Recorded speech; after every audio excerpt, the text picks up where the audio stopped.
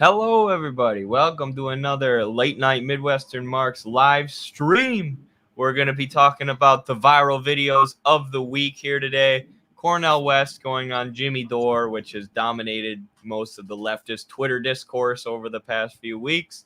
And we'll also be talking about Jackson Hinkle's appearance on Tim Pool, where they discussed the war in Ukraine. Jackson kind of got Tim Pool to move towards a more correct position on Ukraine. And then they also discussed communism, which was interesting. So we're going to break that down, point out any disagreements that we might have, and find some areas of agreement, I'm sure. So should be a fantastic stream today. I think Carlos did an awesome job with the thumbnail as well.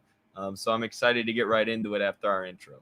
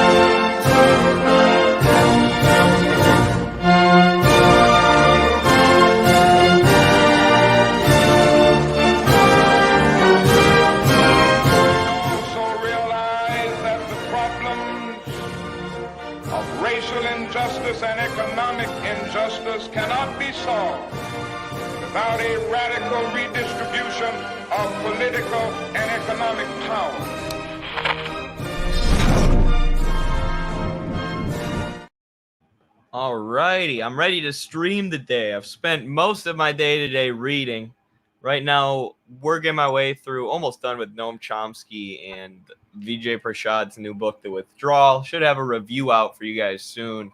I was also making some content related to that book. I talked about the Gulf War and how the U.S. was supporting Saddam Hussein before the Gulf War, and I didn't know that was such a controversial opinion. Apparently, some people were upset by that, which I get. Like, there's a contingency of like Iraqis who are pro Saddam, which I understand because Saddam's reign in Iraq was the most stable and secure time in their history, especially if you look at, after he was tossed out of power, it was basically ISIS and Al Qaeda and all these other extremist groups fighting in the power vacuum that was created. So I get why some people have an affinity for Saddam, but he was in fact backed by the U.S. in the war against Iran. He had Soviet weapons at first, but then ran out of Soviet weapons, and that's when the U.S. started funding him because they wanted to crush the Iranian Revolution. But anyways, that was the discussions and the reading that I was doing today. But how are you doing, Carlos? I'm doing good. I've been working a whole lot lately, not a lot of free time. So I'm happy I can come on and discuss some of the issues that I've been seeing pop up online, specifically the few clips that I've been able to see from the Cornel West and Jimmy Dore interview. Um, I haven't been a huge fan of a lot of the commentary online from either side of things. So um, I'm very interested in talking about where I think the Marxist-Leninist outlook position on some of the questions that they bring up would be, and where one is right and where the other one's right, and where, at times both might be right and both might be at the same time a little wrong, because they're approaching things in a somewhat one-sided and non-dialectical, very binary manner. But yeah, I'm excited to talk about this. And the Jackson Hinkle, I think I've seen maybe one of the clips of him on Tim Pool. I have some comments I'm excited to give on that as well. But yeah. Yeah, it was pretty interesting. The places they were able to find common ground and stuff. But I haven't seen the Jimmy Dore Cornel West interview yet. I've just seen clips all over Twitter. But yeah, you want to pull that up and jump right into it? Yeah. And by the way, someone's asking in the comments whether we've seen the commentary that RBN has given on it. We have not, by the way. So, No, just what they tweeted about it. Yeah. Okay, so let's get right into it. Welcome back to the show, Dr. Cornel West. Oh, my bad. I was listening to it at twice the speed. Should I do 125 or 15, Eddie? I'll do 125. Sorry, I was muted. Start with 125. Yeah. I think about you. I think of George Carlin. You know, the Union Seminary is right across the street from George Carlin Place. Really? No kidding. What a grand genius. He grew up on 121st and Broadway next to Corpus Christi Church, and they got a beautiful sign saluting him. And beside Richard Pryor, he's got to be one of the greatest comic geniuses of the last 50 years, my brother. Well, I certainly wish he was still alive right now, because I know he would see through all the propaganda that we've been living through, at least since 2015. But I want to just, before we start, I want to get this out there, because some people misunderstood my coverage of your appearance with Anderson Cooper, and they took it as an attack on you when I was merely trying to help you get the message right about the Ukraine war. Because as a radical, part of your job is to educate people on what's actually happening, and you have to be crystal clear in explaining it to people, especially about what's happening in Ukraine. So people took that as me trying to attack you when I was doing it more as a coach, trying to help you and get it right. And that's what I'm going to be doing in this interview also, because I was thrilled to hear that you're running third party. You got more courage than I do to do it. You're a better man than me. And so I appreciate you doing it, because you're getting the message out there about the Ukraine party duopoly. An interesting way to approach it, to just to be like, I'm the coach and I'm here to teach you. It's a little bit, it comes off as condescending. It really does. As did his critique of Cornel West on Anderson Cooper.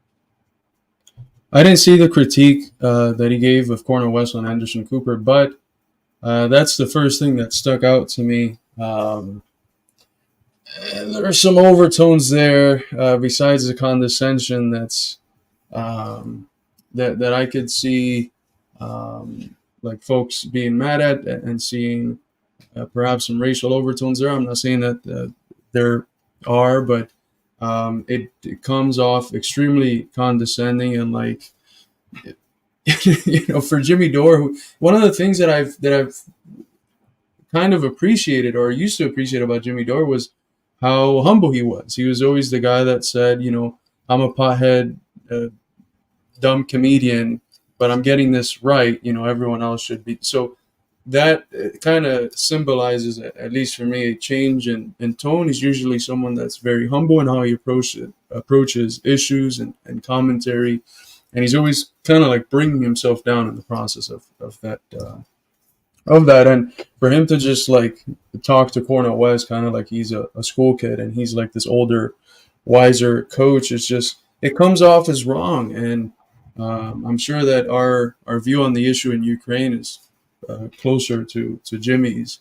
And I one of the main criticisms that we've had of Cornel West and his discourse has been how he has been speaking about Russia and China, and I haven't seen some of that discourse in the last interviews. But then again, I don't think he's been doing too much as of recent. He did a whole lot of interviews when he announced, and then it feels like he's, in terms of interviews, kind of fell off in the last few weeks. But it comes off condescending as hell, in my view.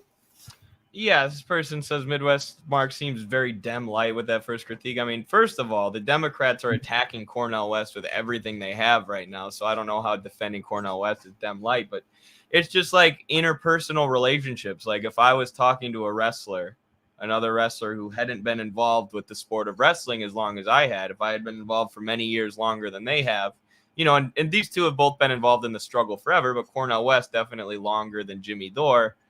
And that beginner wrestler started telling me, I'm here to coach you. I'm here to tell you what to do. I mean, there are guys like that. It's annoying as crap. So it's more of, just an annoying thing. We're not saying that Jimmy Dore is a condescending racist or anything. That just came off as a condescending thing to say. I would say that to anyone. It is what it is. Agreed. This is really important. And so if I just want to tell people, so if it seems like I'm being critical of Cornel West from here going forward to the election, what it is going to be is me trying to help make his message even better than it is, because I think it's really important that his message get out there. That's what this is about. So anyway, I just wanted to clear that up. Oh, sure.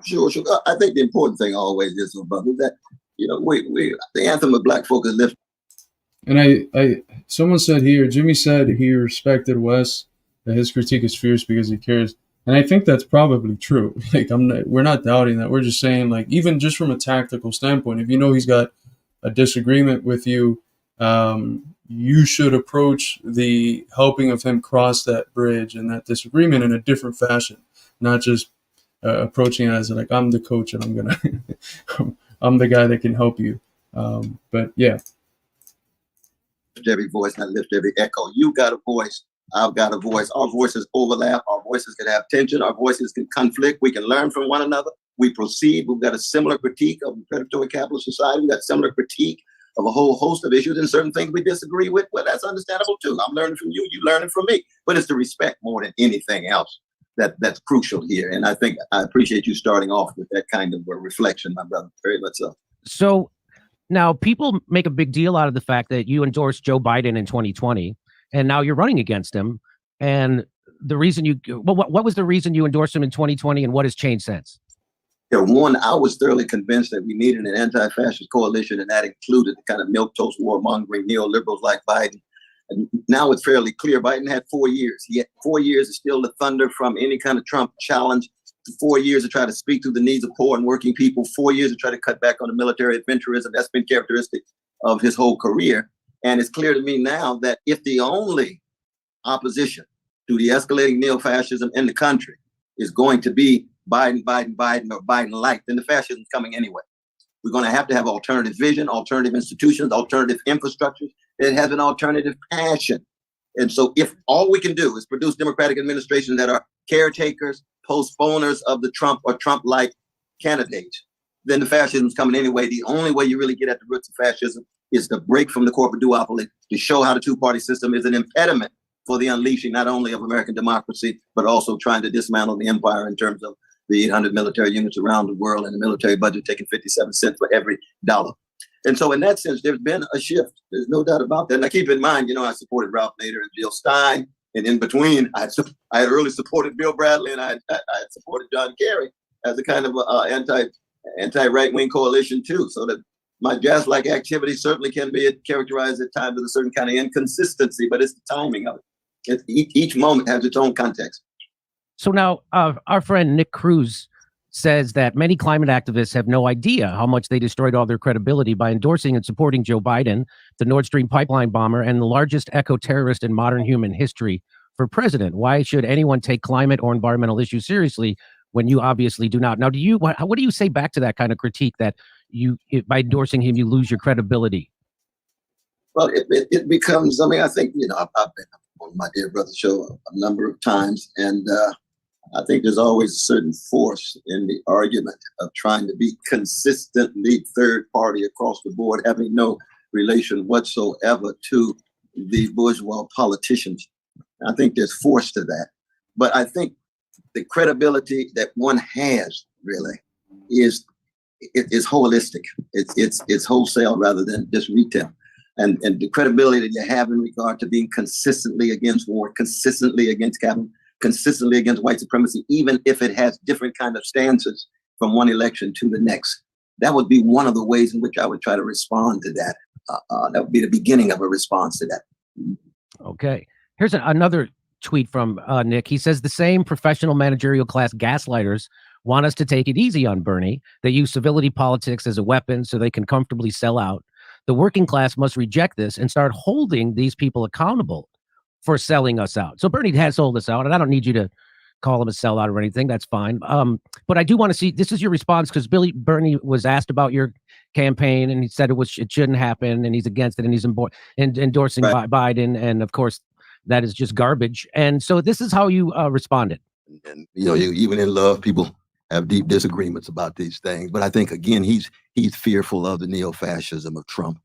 So when my what I would say to you here, and this is a big point that I'm trying to impress upon you going forward, that when you do that, you sound a little bit like Joe Biden, and what you're doing is you're giving a pass to Bernie Sanders and anybody else for voting lesser.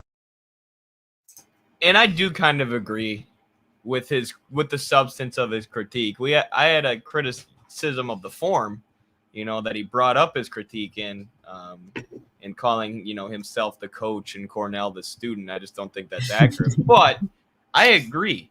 I think Cornel West should be stronger, and I do think it's a little bit silly to call Trump a neo-fascist and assume that then Biden isn't, a neo-fascist when Biden's the one who has been in favor of this project in Ukraine to fund and arm fascists from the beginning. And I mean, Trump also, didn't do anything to stop that when he was president. He allowed the U.S. and their NGOs and the NED to continue meddling in Ukraine. But right now, Biden is breaking the rail strikes and, allowing the workers' conditions to get worse and worse at home while sending money directly to fascists. So I do agree with Jimmy. And I also get it's hard, though. Like if I had a personal relationship with Bernie Sanders, it might be harder to call him out. But you got to do what you got to do for the good of the campaign.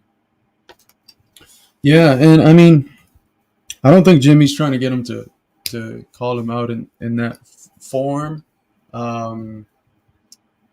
I wonder, and this is something that I feel, having just watched the interview before doing this, that a large chunk of their conversations perhaps would have been best done in private. Jimmy does make a comment afterwards saying that they haven't let him speak to Cornel in private. His team has kept Jimmy away as much as possible. So a lot of these things, he had to bring them up in that setting.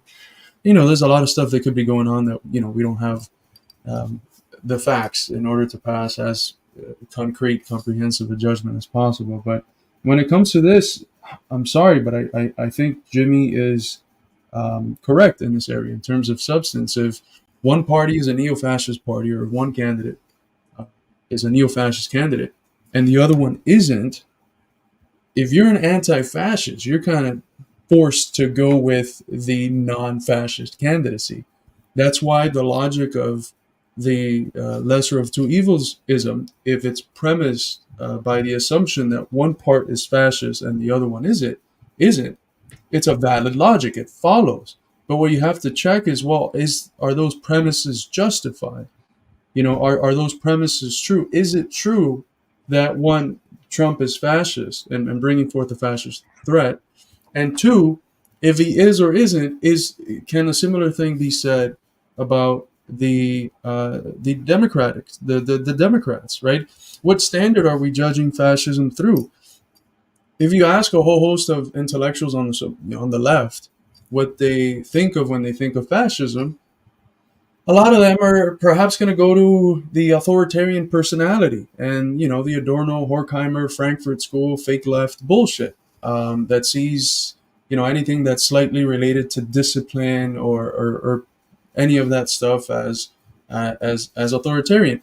If you go to another more liberal segment, you'll see something tied to individuals. If you go to a more culturalist segment, they'll emphasize the aspect of fascism that's tied to blaming minorities, which is always an aspect that's present in fascism. But we have to ask, what's the deeper thing? And what the Marxist tradition has always postulated in the works of primarily Dimitrov, which has been the central theorist from the Third International tradition, has been that fascism is a force that's ever present in capitalism. It is seen explicitly in those moments where the capitalist state has to exist in a form that's dominated by coercion and by slashing and destroying through the most terroristic dictatorship of finance capital the gains that people have made, the democratic gains of the working class. And it in part does this ideologically, the justification in order to spin it. It usually has to present itself as an attack of the status quo. That's something that every fascist development at the level of ideology presented themselves as counter-hegemonic, but in reality were fully, proliferate, were the condition that allowed the proliferation of the same status quo. They realized in many ways, like Lampedusa's The Leopard, that in order for things to stay the same, they must change. That only in changing can things stay the same and the same order continue. So when you come from the Marxist tradition, it's difficult just pointing at different people and seeing, oh, this guy's a fascist, this guy's not. And this whole game of who's more fascist than another, where it becomes like a fascism Olympics, it doesn't make much sense. We're talking about a reality that's ever present in capitalism, specifically in its moments of crisis, which are the same moments that produce the potential for working class revolutions, right? We realize that right now we have an objectively revolutionary potential, a crisis of legitimacy. People's lives are getting worse. We've talked about this a million times. The same ground, the same moment that creates that potential for us as communists creates the potential for the deepest forms of reactions, which we see coming from both parties. The only difference is that one does it in a way that tries to sustain a progressive and woke veneer that claims to be good on issues of minorities and stuff, and the other one does it in a way that doesn't do that. But we shouldn't be fooled by that. Those are not substantial differences. Those are differences in appearance that are necessary in order to sustain the substance of a world that's dominated by capital in a time of crisis, where capital is trying to find a way to fight back and continue living on and sucking in the most parasitic form, which it does in our age. And I think Cornel probably, this is my main critique of him so far, he's got too many leftists around him, or he's listening to too many leftists rather than making, as you said, a Marxist analysis. So I saw Jenny said, as soon as he ditched the People's Party and hopped on with the Greens after like 3 days, you kind of knew he was, going to cave to some of these leftists. And there were also strategic reasons for joining the Green Party, and I'm not mad at him for it. But yeah, I mean, it seemed like he just got a bunch of backlash. He was like, oh, okay, I'll change my opinion. And then Jimmy Dore saying that this is his first time speaking with Cornel, like, whatever criticisms you have of Jimmy Dore, he's got over 1 million subscribers. He's got a giant audience. Why would you not take advantage of that? The only reason I can think of is if he had some leftists around him who were like, no, Jimmy Dore is a fascist, apologist, misogynist, blah, blah, blah. So I think he just needs to learn to tune that out. It's like the graph I made the other day, Carlos. This is a graph. The leftists mad at Midwestern Marx, the growth of Midwestern Marx. The more you grow, the more you're going to have leftists yelling at you and being mad at you for stuff. So you got to learn to tune them out, because if you just stay in that echo chamber and say things that and refrain from saying and doing things that are popular with the masses because you're afraid that the cancel culture left is going to get mad at you, then you're going to be less popular with the masses. They're gatekeepers really for the left is how they act. Yeah. And we think here that Cornel's wrong. Dore's a lot closer to what I think the correct Marxist position should be. But I still think, of course, that Cornel is someone with tremendous integrity, that perhaps he's been influenced, like we all are constantly influenced by our environment. But I don't think that his views are something that he's taking because of opportunistic reasons. Like, he's not just taking them in order for the leftists to like them. He's taking them because he thinks they're right, and we might believe they're wrong. But if there's something that I don't think we could ever say about Dr. West, is that he's not a man of integrity. If he says something, he means it, and if he means something, he says it. I don't know whatever the saying goes, but. And that's there's another part here where we're about to watch where Jimmy Dore kind of hints at, who's giving you those ideas, or who's giving you this who's coaching you, or basically, and it's like, don't do that. You're making it seem like, this legendary black intellectual, perhaps the most famous American philosopher of the century, that he can't think for himself. I'm sorry, but that has some racist undertones, and it's just a reality. And again, perhaps in terms of the substance that he's critiquing, Jimmy might be right, but there are way better ways for Jimmy to achieve what he's trying to achieve, which is to change Cornel's mind through a different approach. Yeah. Of two evils. So you're endorsing the Democrats' message in their campaign. And so now people can dismiss your candidacy and say, well, we got to worry about the neo-fascism of Trump, as if Joe Biden isn't worse. which he is. He's a bigger fascist, and he just crushed a union strike on the railroad, which is the definition of fascism.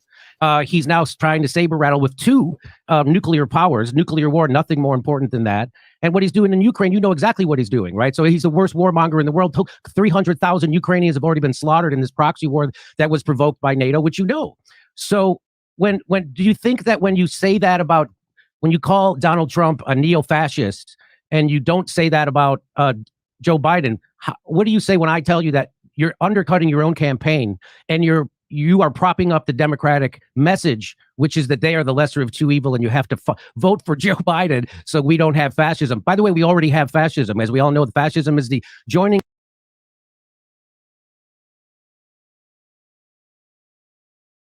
of corporate and government to screw the worker. Carlos. And that's exactly. You were muted. Oh, I was just saying that it's true. You know, it is true. If one side is fascist and the other is not, if you're anti-fascist, you should vote for the side that it's not. So he is, by sustaining that narrative, he's shooting himself in the foot. And in another way that I don't think Jimmy mentions, perhaps he does, I don't recall, but if you're actually trying to organize the part of Trump's base that was working class, which he's repeatedly said, I'm going to go down to Trump country and organize these. If you go there with a message like, you guys are following a fascist, it's not going to be very popular. Like both you and I have done a whole lot of organizing in the Midwest.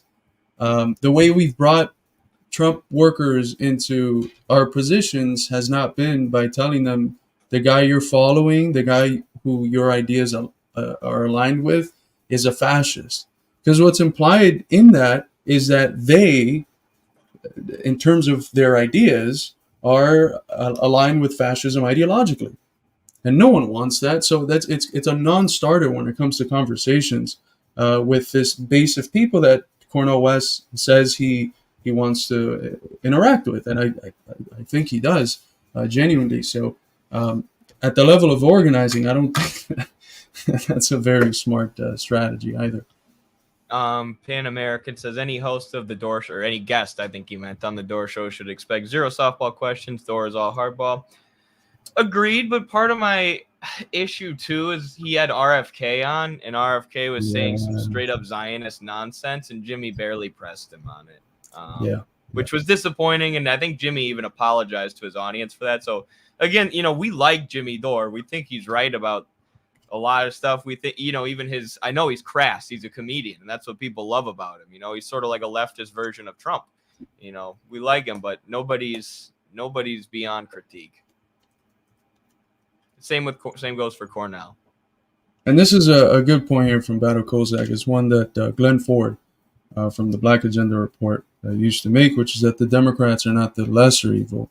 They're the most effective one, because it's the one that covers itself and its wolf body in a sheep clothing and convinces people, and it's able to get close to them and stab them from up close. You could see as Malcolm X used to say, you could see the wolf coming, but when he's disguised as a sheep, it makes it harder. So it's the more insidious evil, I would say. What Joe Biden, the Democrats, and Pete Buttigieg did, and so they will keep doing it, and they're not stopping it, and they're also for censorship, which is the hallmark of fascism. So this idea that Donald Trump is more of a fascist than Joe Biden undermines your own campaign. There's no doubt about that. And so what I would encourage you to stop doing that. What do you say back? No, we deeply disagree on that. I don't think, and this is what I disagree with Nick too, that and I appreciate your advice here, cast in a respectful way, but we do, and I disagree with Brother Nick on this too, that I just got back from Mississippi. That. With the Jenkins and Parkins, the two brothers brutalized by the police. There at the church, the Klan still running wild, not just with votes, but terrorizing black folk. The Goon Squad finally got caught by the two lawyers, Brother Malik and Brother Trent. Now, what does that mean? That means that when you talk about fascism, you're talking not just about the rule of big money, not just the rule of big military, not just the rule of corporate power, so that it's oligarchic in essence, but you're also talking about dictatorial rule, no elections, the elimination of dissident voices, and then the scapegoating of the most vulnerable, which could be immigrants, it could be workers, it could be black people, Jews, Arabs, and so forth. See, under Biden, what you have is a fascist dimension domestically, especially against Black folk and others. You and I, the very fact that we're having this dialogue without being eliminated overnight, a fascist regime could completely call into question with the use of arbitrary power. That's what happens in the mass incarceration regime. But they kind of are doing that for some people. They just that because they haven't done it to Dore yet, we can't turn a blind eye to what they just did to Max Blumenthal and the folks at the Gray Zone. We can't turn a blind eye to what they've done to Mint Press News through PayPal, TikTok. We can't turn a blind eye to what they've done to our institute, and specifically our TikTok part of the institute, which is the one that reaches the vast majority of people. That at one point was reaching millions of people on like a individual TikTok video basis. So they kind of are acting like that. They're being as smart as they can be about it, but it's very clear that the censorship is being ramped up. I mean, as soon as the special military operation started, RT was banned from everywhere, and that meant that shows like Abby Martin's show, which I think was hosted by RT, shows like Chris Hedges' show, which is I think one of his advisors, a bunch of really, really good shows that were from American spokespeople, the people that were getting their sustenance from the capacity to do this work through this institution.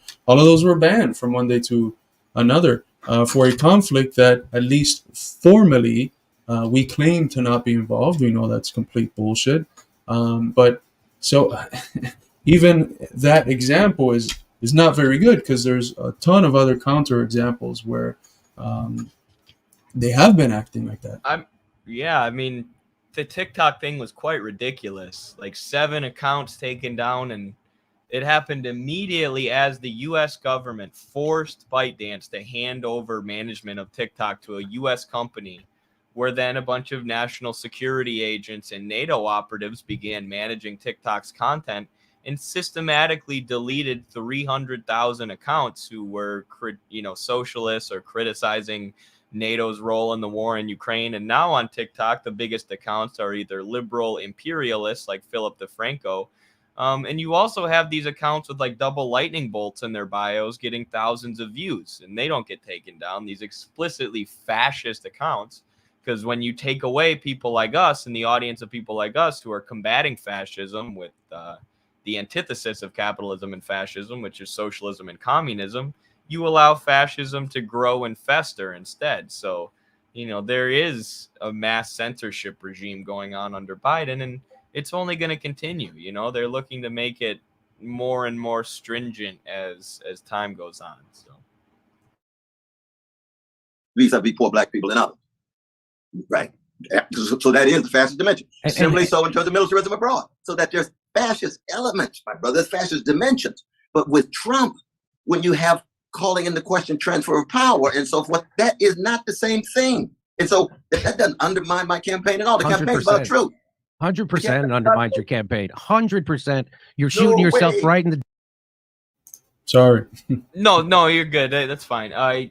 But he says Trump was calling into question the transfer of power, meaning he was calling into question the election, right? Like Hillary has done for the last 8 years, about 2016, not only falsely claiming that the elections were rigged by Russia, but literally falsifying news stories, which she would then hand to the mainstream media so they could blast over a loudspeaker, Trump is funded by Russia, Trump is funded by Russia. All lies, but, apparently, and I'm not saying Cornel West is saying this, but a lot of Democrats are saying Trump is a fascist for calling into question the 2020 election, but just completely ignore that Hillary's been questioning the 2016 election for the last 8 years because she's a narcissist who can't accept that she lost, and it gives her a nice, convenient way to do anti-Russia propaganda. And it wasn't just random media hysteria. They tried to indict him and impeach him a few times. So those are direct actions taken against a sitting president that was elected democratically.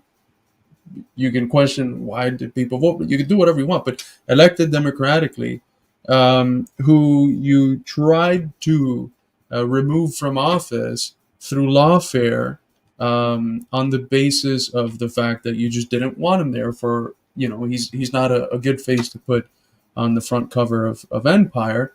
And you used the institutional means you could to try to get him out. It didn't work then, and you're continuing to do that now. So if anyone is going to be charged with the very consistent attempt at trying to overthrow the results of an election and using lawfare in the process and institutional supports from the institutions of the status quo, it should be the Democrats. That doesn't mean that you don't find aspects of it on the other side, but in terms of this issue, the Democrats have been much more militant in trying to depose Trump than Trump has been in trying to overthrow the last election. But it tells you something in general about the crisis that we're seeing in the ruling class, and that's something that we can never lose sight of. Remember what Lenin tells us are some of the conditions which allow us to know when we're in an objectively revolutionary situation. It's not just that the lives of people get incredibly difficult and they feel like they can't continue to live in the old way. It's the ruling class itself that can't continue to live in the old way. There begins to occur very sharp splits in the ruling class. And what are we seeing in this, if not the sharp splits in the ruling class manifesting themselves in various forms? And then you also see the forms that it takes internationally with the fall of Western imperialism in general, the rise of multipolarity, and all these other events that we've been covering quite closely on the channel. But yeah. Dick, before you even start. So that's just bad. You're getting bad advice. I don't know who's advising you, but they're giving you horrible advice. January. I'm a free man. Okay. Brother.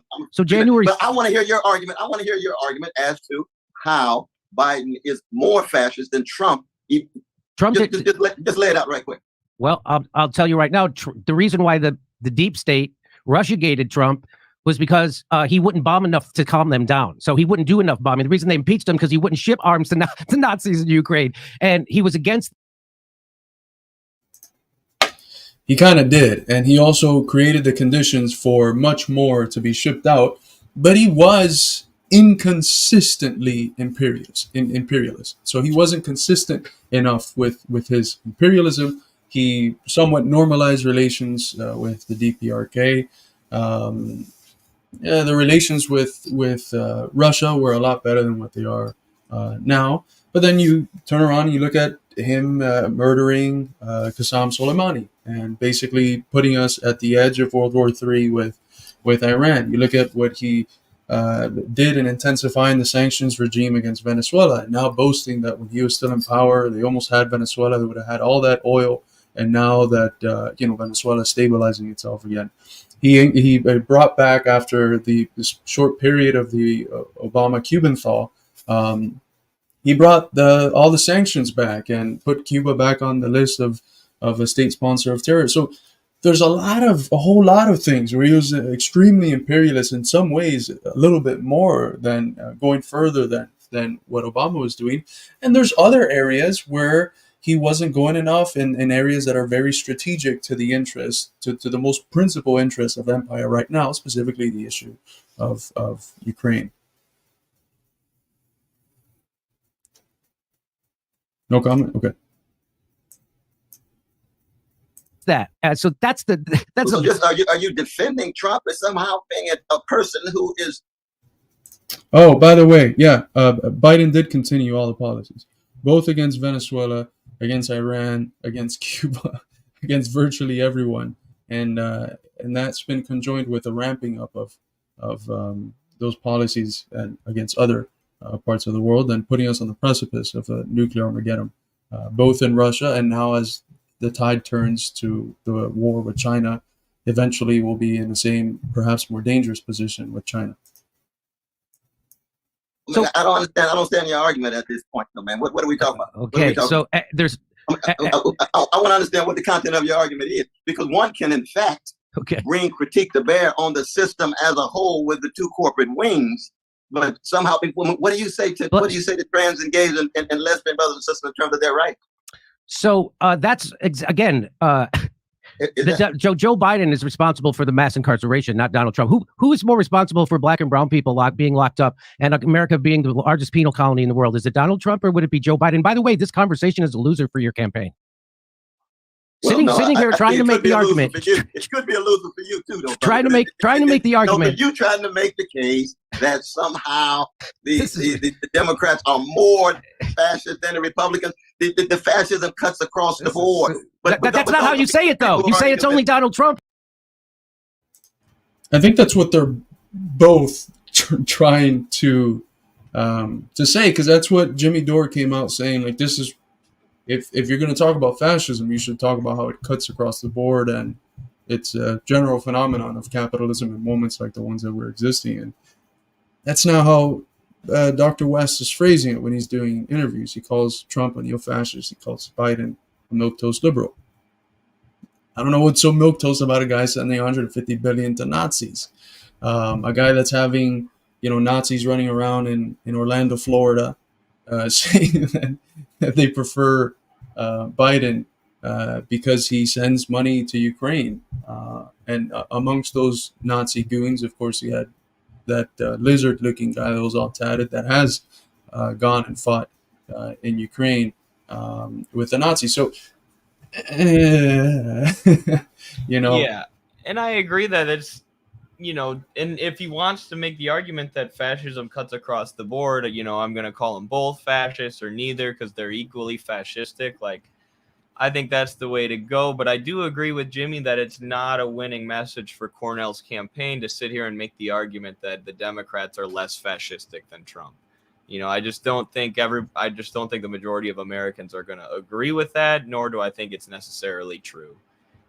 So yeah, I think they should just agree that fascism cuts across the board, and it can be seen in both parties now.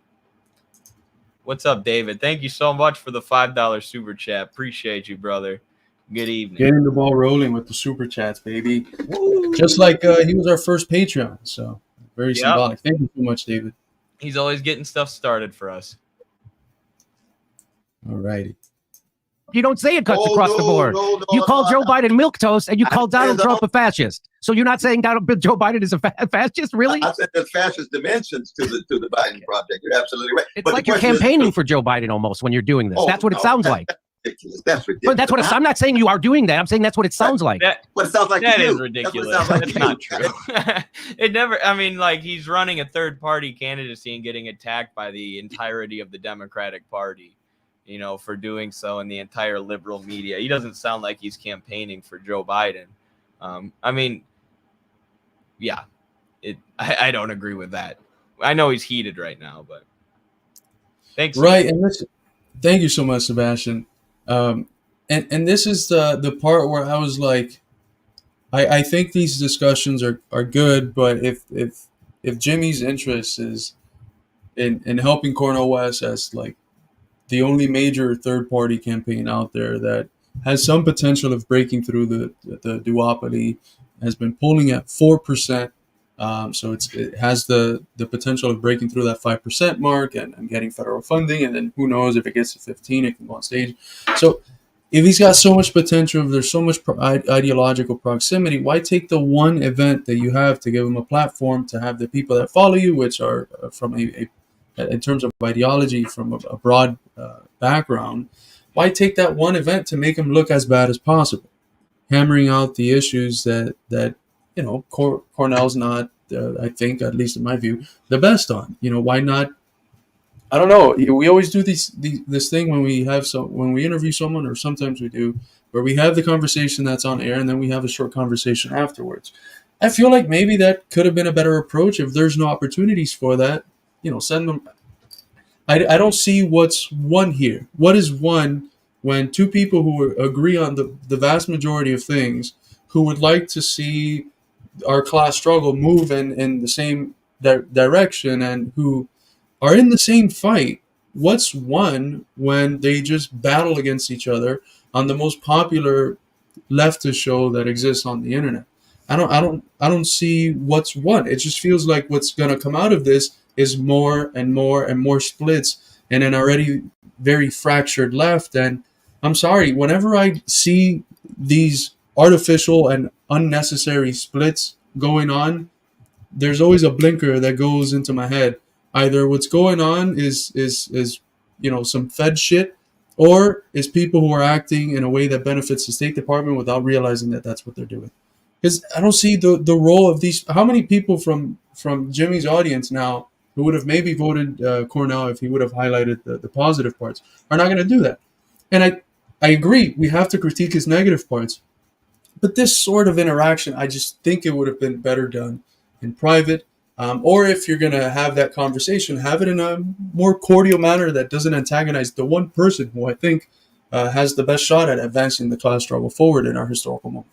I might be wrong, though. I mean, I don't know. So, yeah, I just realized the name of the video is Cornel West does a 45-minute commercial for Joe Biden. Like, dude, that's just not accurate. He's running third party and getting lambasted by the establishment for it. And, what are you doing other than, what is Jimmy doing with this video? He's jumping on the same narrative about Cornel, or he's jumping on the anti-Cornel West train that the establishment media is doing. So, you could make the same accusation against Jimmy. You could be like, and being so harsh on Cornel West and dismissing him completely, you're doing the work of the Democratic Party. You're attacking this third party anti-establishment challenge to Joe Biden by saying he's the same as Joe Biden when, in terms of policy and in terms of rhetoric, he's simply not. Thank you so much, Joseph Serrano, for the $5 super chat. Appreciate all y'all. Yeah, you're absolutely right. You're absolutely right about that. It's sad to see, and then they get into another contentious topic after this, which is, again, I don't know. Jimmy's also a human being. Jimmy's also a human being. I think that we expect people that are that big online, that are media personalities of sorts, to be able to at times put all of the emotions aside and just be cold. But it's clear that Jimmy's someone who has perhaps a lot of love for Cornel West, who's interested in this fight, and who has, in many cases, very valid criticisms of some of the approaches that Cornel is taking. Maybe, who knows, it's been a few months already since Cornel announced. He says that he hasn't been able to get a private hearing with Cornel because the team doesn't let him. So who knows what series of factors are in the background that are affecting a human being's emotions and leading to these sorts of interactions. And then we're sitting here in the cool of the moment without any of that background, criticizing the formalities. So it's always important to keep that human component in mind. And even if we would say, I wish it would have been in this other fashion, maybe not condemn people for being human and getting excited and getting into it, as it's natural to be done. And we can only hope people not do that. But yeah, keep going. And you got a right to be wrong. You got a right to be right. It sounds like you, but it doesn't sound like that to a whole host of others at all, though, brother. Not okay. At all. All right. Again, I'm saying this out of love for you because I do have deep love for you. I have deep respect for you. And we agree on almost everything except the message of your campaign, right? That's the only thing. I would hope it would become even more focal. Let me just put it this way. But are you suggesting that the message should be that Biden is a greater fascist than Trump? Is that what you're saying? I'm not saying that you should talk about fascism or any of that stuff. I think you should. No, fascism is very real. I think you don't think fascism is real in the country? We're living in it. We're living in fascism. But I'm talking about escalating in terms of intensity. It has since Biden became president. It certainly has escalated in intensity. They've censored everybody. They've crushed unions. They've started another war, and now they're saber rattling with 2 nuclear powers. I don't know how worse it could get. And by the way, he still hasn't let people out of prison. He still hasn't given student loan. He's still denying us health care. He's an enemy of the worker and a tool of military-industrial complex in Wall Street. There's no bigger fascist in the country than Joe Biden. The reason why black and brown people are locked up again isn't because of Trump. It's because of brother Biden. And Joe Biden is proud of that. He brags about that. He brags about the crime bill, and he will never apologize for it. So I'm just letting you know that I really want your campaign to pick up traction. This is the opposite way to do it. Who's ever advising you sounds like an infiltrator. But why do you keep saying advising? I'm thinking for myself, brother. I'm a okay. I don't mean to insult you. That's not just question of advising. Okay. I don't ask who's advising you. You think I think that might have been the moment where Jimmy realized that telling someone that the way that they're acting and speaking and participating in discourse is a result of someone advising them is not the brightest thing to do, and that it's kind of condescending because he's like, okay, yeah, you're right. Right. And Jimmy's show, we know it has producers, and like he had that controversy where one of his producers put some like anti-vax story in the show that ended up being a hoax or being not true. So yeah, I mean, you can make that criticism about everyone. We all rely on other people to help us, inform our opinions and put stuff together. But I get the point that Jimmy's making, and I made the same thing. I think Cornel maybe does listen a little bit too much to these really loud voices on the left to shame people for taking the, wrong opinion. But yeah, it's not a great way to go about having discourse, saying that's not your opinion. You're being told that by Democratic staffers.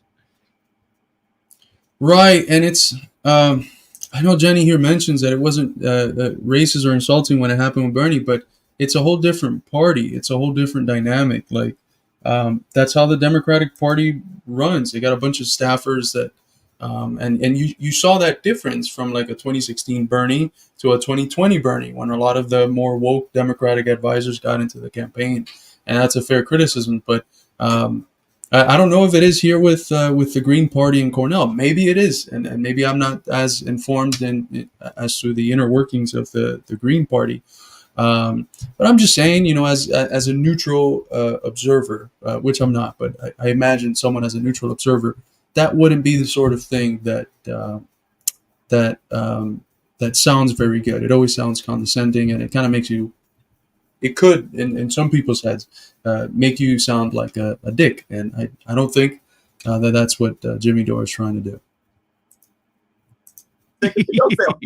You're a free man too, aren't you? You're right. You're right. Okay, I was trying to put it in a nice way. I use that kind of language, my brother. You want to be respectful. I'm trying to be respectful. That was my. I appreciate it. Okay. I know it looks like hard sometimes, but I appreciate it. But we just have disagreements on these things. Again, if I undermine the campaign for you, then you're free to have your own view and vision. Okay. And people are free to listen to you and be persuaded or not. And I've got mine. I'm listening for your insight. Absolutely right. No doubt about that. So let me just say this. So the point of running a third-party campaign is to offer an alternative to the two major parties, to bring together disaffected members of those parties, along with independents and others who feel alienated from the political system as it exists. And the best way to do this is by running on economic issues that unite us, but which neither major party is willing to address because they're both beholden to the same powerful corporate interests. The Democratic Party long ago abandoned the working class in favor of beating the drum on cultural issues, and now that's all the Democrats have to run on. So if voters are looking for a party running on trans rights and calling Donald Trump and his supporters white supremacists, they can already vote for Democrats.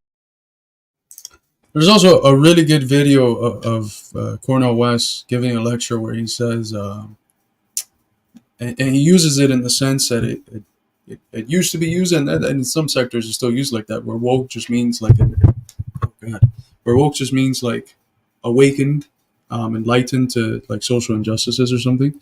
But he says, if you stay woke too long, you get insomnia.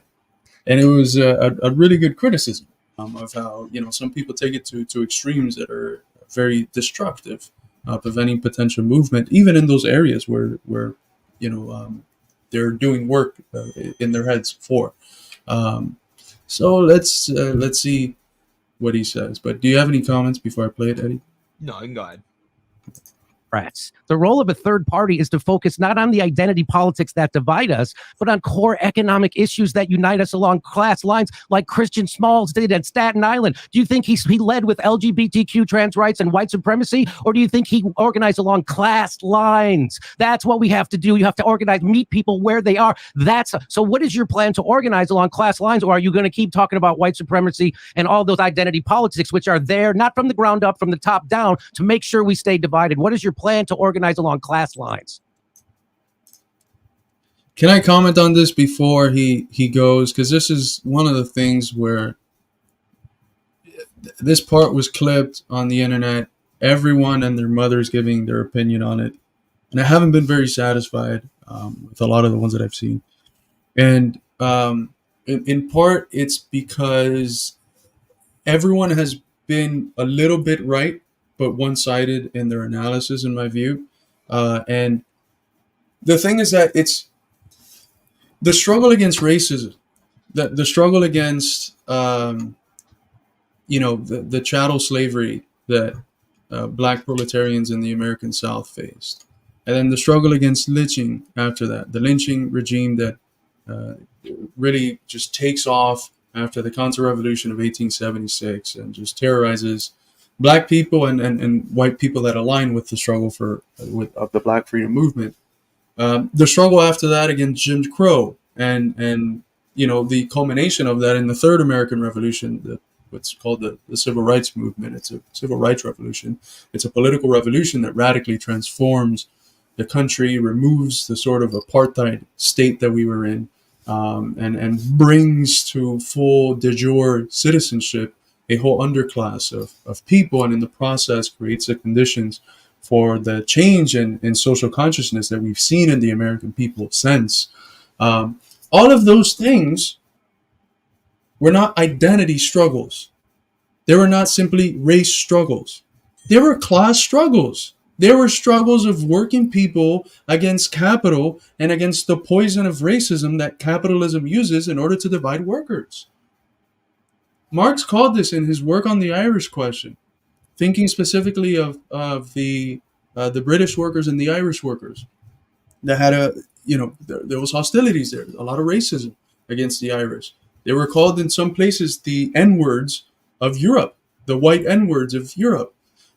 He said that racism is the secret through which the ruling class, the capitalist, sustains its power. When you fight against that secret, against that thing which is keeping workers divided, that is a class struggle. That is a class struggle. So it's not like you either are fighting racism or you're fighting a working class struggle. That's the approach that the socialists of the 19th century, many of them had, and it was a failure. It was a complete failure. They weren't able to see that the biggest victory that labor ever won in this country was when, thanks to a general strike of the black proletarians in the South, a regime of slavery was uplifted, and those southern planters were expropriated of more property than had been ever expropriated in the history of humanity up until that point. That was the biggest victory of labor, where 4 million people, working class people, were freed of the worst form of enslavement. And they didn't see it as, they saw it, it's just, and that's why Du Bois's category of not just thinking about the slave as a slave or a black slave, but thinking about them as a black proletarian, a black working class person, which is something that's already in Marx and enslaved proletariat. That is something that creates the conditions for seeing these struggles against racism as class struggles. And when you think about the last one, when you think about the Marxist theory of class struggle, the history of all hitherto existing societies is a history of class struggles, plural. There's no such thing as a pure, very pretty, archetypical class struggle. They always take various determinate forms. Engels said in The Origins of the Family, Private Property, and the State that the first class struggle history ever saw was that against patriarchy. It took the form of a struggle against sexism. Marx writes it with regards to the Polish question and the Irish question. Lenin writes in terms of nations' struggle for national liberation and the struggles against imperialism. Those are, of course, class struggles. Those are not just national struggles. Those are forms of class struggle. And the same thing here in the U.S. with the struggle against racism. That has all been class struggles. However, the civil rights revolution has happened. People's minds have been changed in general at the level of judicature and at the level of laws. That underclass doesn't exist anymore. The left has this tendency of undermining the tremendous successes of the civil rights revolution and what it brought into the world. And in undermining that, it cannot understand our country today. But things like the Black Lives Matter movement. I was just talking recently with the Kiko's Free Thinker Forum. We reposted it a couple of days ago. Things like the Black Lives Matter movement. It doesn't matter whether there was activist NGOs involved. It doesn't matter that it just led to Biden being elected.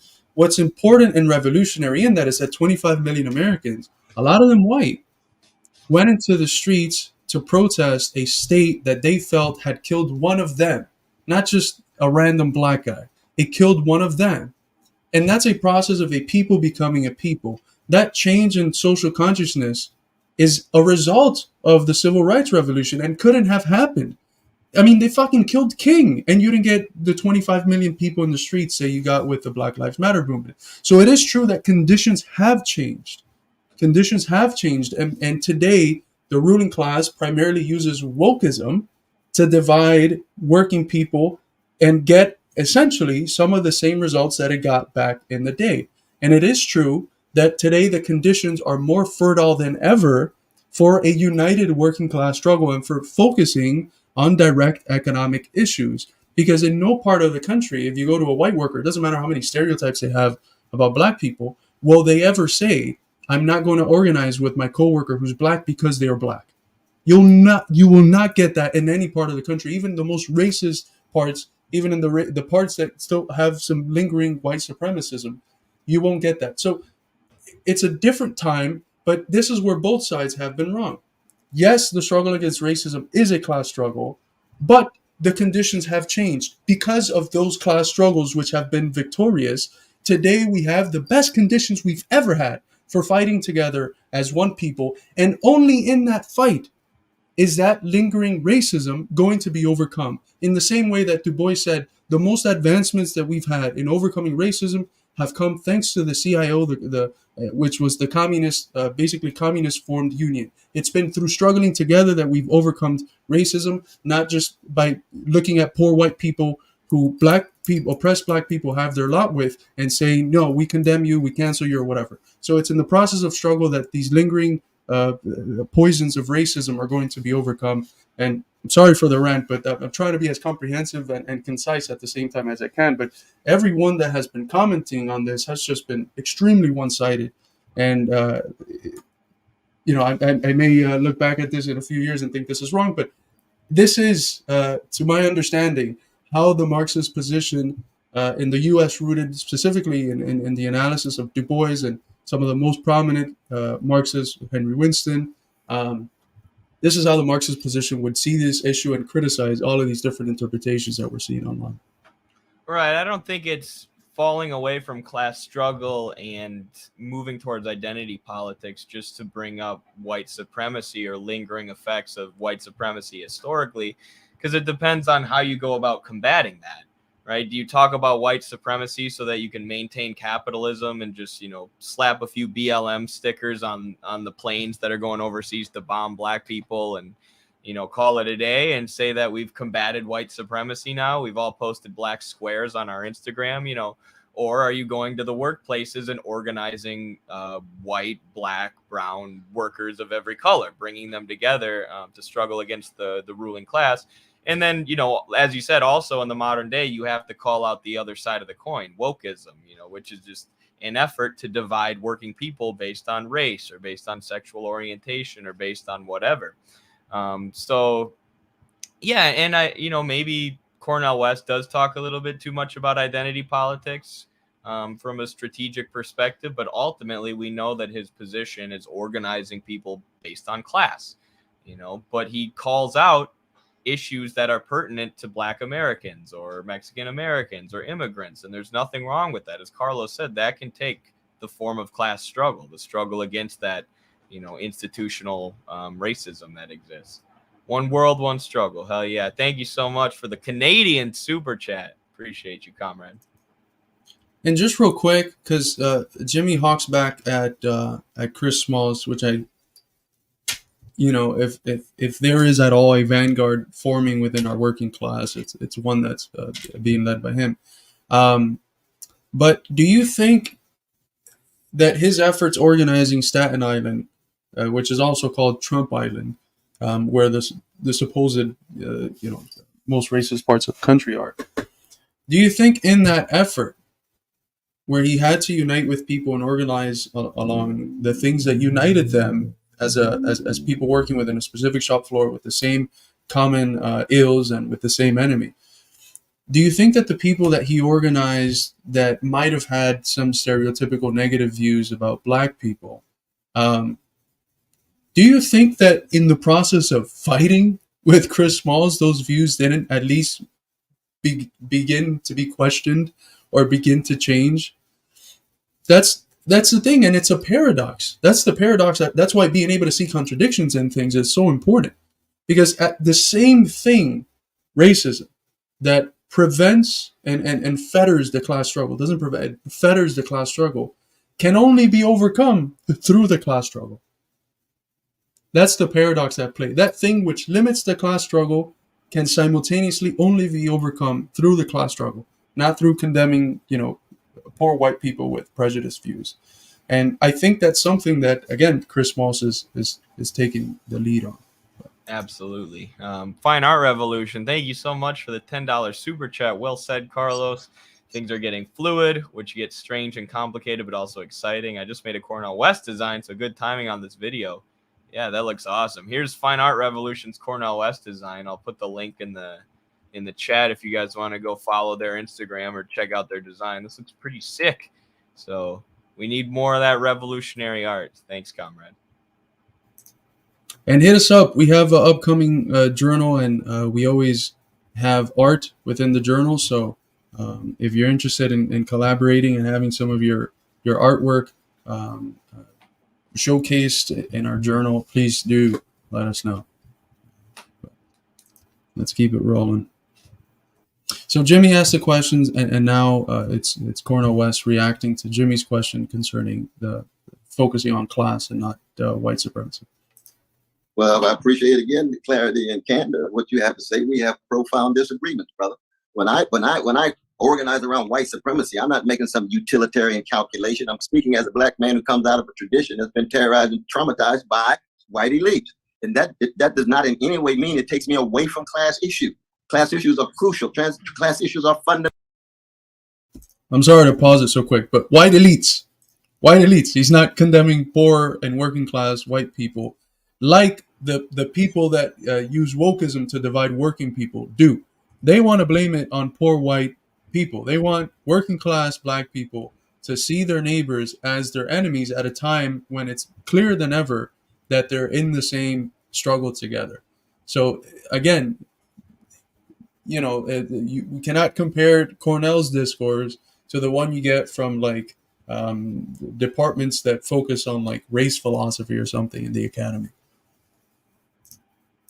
But it doesn't mean that I'm putting up with white supremacy. One of the problems is that you get too many folk who want to talk class, and can't say a mumbling word about white supremacy, police brutality, can't say a mumbling word hardly. Or when they do say it, you call it identity politics as if it's not connected to class. I'm hitting these head on. I'm standing with the workers when it comes to strikes. I'm standing with the workers when it comes to greedy bosses. I'm standing with the workers when it comes to obsession with profits and the needs not in any way being satisfied. But I'll never for a minute be silent. I'm not or not raising my voice in terms of vicious treatment of black people, indigenous people, gay brothers, lesbian sisters, or trans. It's not an either or. And that's where you and I have a deep, profound disappointment. So if I see, for example, if I watch your show and I notice you hardly say a mumbling word about white supremacy because it's some kind of identity politics and I'm against it, but I don't want to talk about it. I only want to talk about what people hold in common. Well, black people are not going to hold it in common if you don't say a word about white supremacy, but maybe some of your white friends will. So who are you talking about? You're talking about in common. Are you talking about just a majority or what, my dear brother? I will never, ever in a million years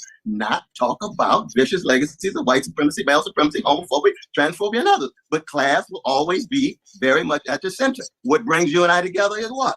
Our fundamental solidarity with working classes, not just here, but around the world. But oftentimes when I hear about your show, and you say, well, these identity politics issues get in the way. No, it's not getting in the way. They're not getting in the way. 100%. They're used by the Democrats. That's all they have to run on. And when you say that stuff, you just sound. And I know we've been saying that Cornel West can think for himself and he's not influenced by anyone, but he did just let something slip there. He says, what I've been hearing about your show is this, that, and the other. I really do think he's got some leftists who really hate Jimmy Dore around him, who are influencing him in that direction. I think that's hard to deny.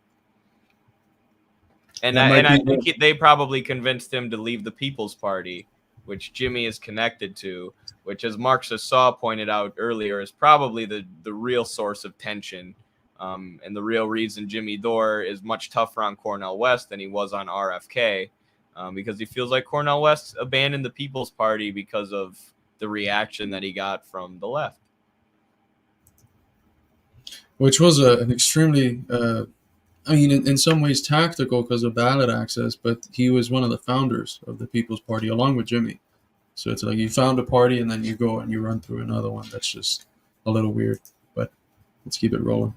Like a Democrat, because that's all they have. So if exactly you wrong. need if to talk about the dignity of black people in the face of vicious white supremacy makes me sound like a Democrat, you got the wrong earplug. Okay, you're not listening clearly, because if you can't hear the critique of Wall Street, if you can't hear the critique of militarism, if you can't hear the critique of the foreign policy in Ukraine, and all you can hear when they talk about white.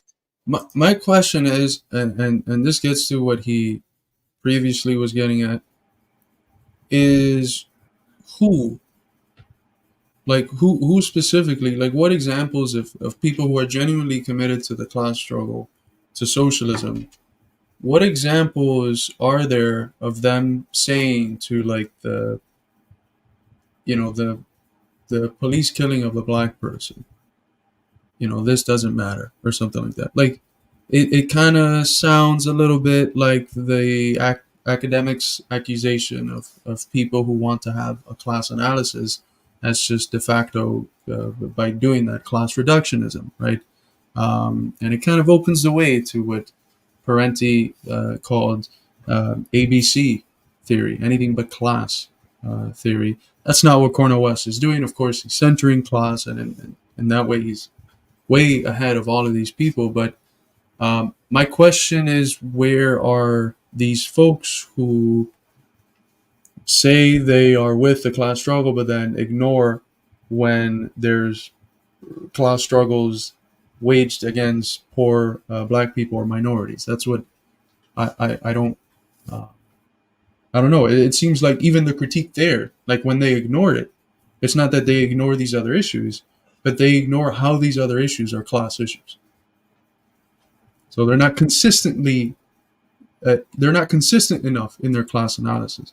Would be the correct position. Not that, they ignore white supremacy, but they claim to be in favor of class analysis, but they're not. That's what the old racist unions, we're only going to organize white workers or something, which is a reality until like the middle of the last century. In the mainstream labor movement, you had, of course, the communists and the more militant unions. But when they do that, they're not organizing consistently along class lines. They might talk about that and say, no, this black struggle is not mine. But when they have those divisions, they're not consistent in their class approach to struggle. It's kind of funny criticizing both these guys, because every time I criticize Cornel, there's the same people in the chat who are like, no, that's wrong. And then every time I criticize Jimmy, it's the same people in the chat. No, that's wrong. Try not to like buy into the cult of personality. Try and be objective here, I guess, is what I would recommend to people. Yeah, I was noticing that. I don't know. I've always heard the saying that it's good when both sides are criticizing you. But yeah, let's keep it rolling. Supremacy is identity politics. Then something's wrong with your earplug, though, bro. Something's wrong with you. Okay. We just have deep disagreement with that. But it's disappointing. It is what it is. You are profoundly disappointing in that sense. But I still love you, brother. I still love you too. I still love you too. I know you. I know you. I don't disagree with what you're saying. I'm talking about having a campaign. I'm not. There's a okay. So, but the campaign is not about utilitarian calculation either. I don't look at black people like a utilitarian calculation. I can't say nothing because these people over here somehow are alienated. I'm telling the truth. I'm fighting for justice. And if people feel as if to talk about white supremacy is alienated, then they're going to be alienated. I'm talking about my mama. I'm talking about my daddy. This ain't no abstract dialogue about politics in the Machiavellian sense. Not at all, so my brother. When Bernie caught... We march together for class politics. We march together because that's real. But if you think that talking about white supremacy is just identity politics, we got deep disagreement. That's all. So I'm sorry to go on, and you're very kind to let me go. No, go right ahead. No, go right ahead. I don't. And honest, everything I'm saying here, coming from my heart, I want your campaign to succeed, and I want you to have the strongest campaign possible. But Bernie caught on because he would always, if he was given a cultural question or an identity politics question, he would always bring it back to class and economics. And it doesn't. Well, here I was talking to one of Bernie's campaign managers, and this is what he said. Yes, I personally agree white supremacy is one of the causes. But if I lose two potential allies because they roll their eyes and stop listening That's another thing. I don't know who that friend is, but white supremacy is something epiphenomenal to the development of cap. That means that it's something that's produced out of the motives that guide the capitalist mode of life in the various stages that we've seen it through. In the original colonial stage, competitive stage, the imperialist, the neo-colonial. White supremacy is an add-on that capitalism in various stages has needed in order to achieve its objective and divide working people and create ideological legitimations for why it's okay to have some people in chains and not others. That doesn't make it a cause. That makes it the effect, something that's rooted in something else. Unless you're dealing very specifically with a specific event where you could say, okay, this is the cause of this in this particular event. But at the level of the system, it's not the cause. It's not the root cause of things. It's capitalism.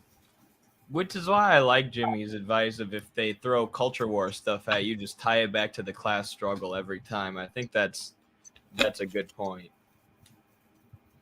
Yeah. Before I get to their concerns, I've already lost. The civil rights advancements, women's rights, the environmental movement, they didn't happen because people like my dad voted Democrat because that stuff mattered to them. It happened because Democrats appealed to them on economic issues, and a lot of the Democrats they voted for because of economics also happened to vote for that other stuff, and it doesn't work in the inverse. So I'm just giving that to you. No, I understand. You can see again how I disagree. Keep in mind, bro. Civil rights movement was not because of white folk doing X or Y, because there was a social movement led by black people in the South that was multiracial, but led primarily by black folk, and neither party would have done anything without that social movement. 100% right. You're 100% right. No doubt about it. And I think but that's my tradition. That's my tradition. How could you talk about? No, I love to hear you talk about all that stuff, and that's good for a radical black activist who's representing his community. But I'm just trying to impress upon you that there's better ways to run a presidential campaign, and so that for a black radical activist, that's great. That's honey. But for someone who's trying to appeal to a wide swath of people, disaffected Republicans, independents, people, that's a death for that campaign. That's my opinion. That's just. We'll have to see, but keep in mind, though, brother, that one, I've never ever said that all of the followers of Brother Trump are fascists. I said he's a neo-fascist Pied Piper. His followers, 1 out of 8 went with Bernie, 1 out of 12 went with Barack Obama. He's got a heterogeneous, diverse group. And I can speak my language of truth and justice as it connects to capitalism, imperialism, white supremacy, male supremacy, transphobia, whatever it is. And there's going to be some people who listen, and there's going to be some people who don't. But this is not just a question of political calculation and Machiavellian reflection, brother. This is about the quest for truth and justice. You got to be real. You got to be authentic. I'm not listening to consultants who tell me to use this particular kind of language with this group and this kind of language with that group. That is the essence of managerial bourgeois politics. I don't think it is. This is a place where I have a deep disagreement because when you're a revolutionary, you have to adjust your approach to where you're at. And this is something that, I saw Bernie in many cities in Iowa and Wisconsin and Illinois. And one thing that was special was he got there and always it was like the first maybe 15 or 20 minutes of a discussion. He would focus on like the immediate stuff affecting that community. He would adjust the general discourse to that immediate thing and then participate in the broader discourse. And that was a way to link up directly with the immediate things that the people in this place are dealing with. Something very similar has to be done in a general revolutionary process. You have to be able to adapt yourself to the common sense worldviews, to the spontaneous philosophies, to use Gramsci's jargon, that people have. And you have to be capable of finding, again, I always go back to this, you have to be capable of finding the rational kernels that different common sense worldviews that different parts of the population have. Find the rational kernels that you can then get and re-articulate towards where you want them to go. That means that you can't not have a one-shoe-fits-all approach. You cannot have a copy-paste approach. If you're giving a speech in New York, you can't use the same, you can't approach it the same way as you do if you're giving a speech in Iowa, or if you're giving a speech in California, or in Florida, or in Georgia, or Mississippi. You have to adjust yourself because you want the best opportunity to bring this person along, and the person you're bringing along starts off at different starting points. So you have to adjust your discourse. You have to be flexible. That's not when you do that, you're not breaking principle. You're not being disingenuous or something. You're being what a revolutionary should be, which is someone flexible enough to bring people from different walks of life, different ideological positions, different spontaneous common sense philosophies, bringing them in regardless of where they're starting from, and approaching things in a way that's not just this lazy one size fits all. I'm going to repeat the same speech and the same talking points and use the same language all over the place. Yeah, I agree. I don't have much else to add. I reject it. So I heard you say one time that someone asked you.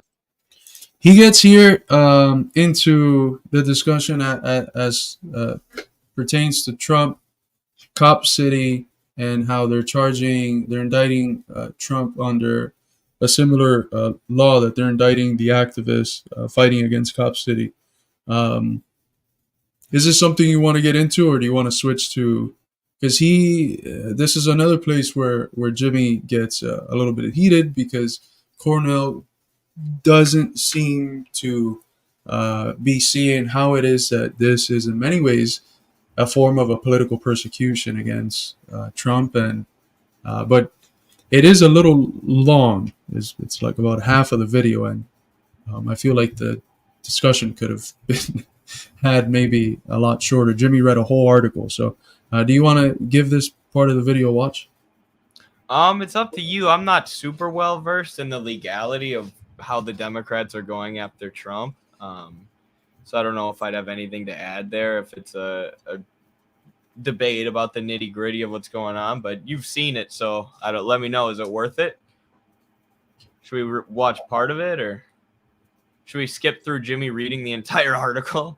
Yeah. I think that would be good.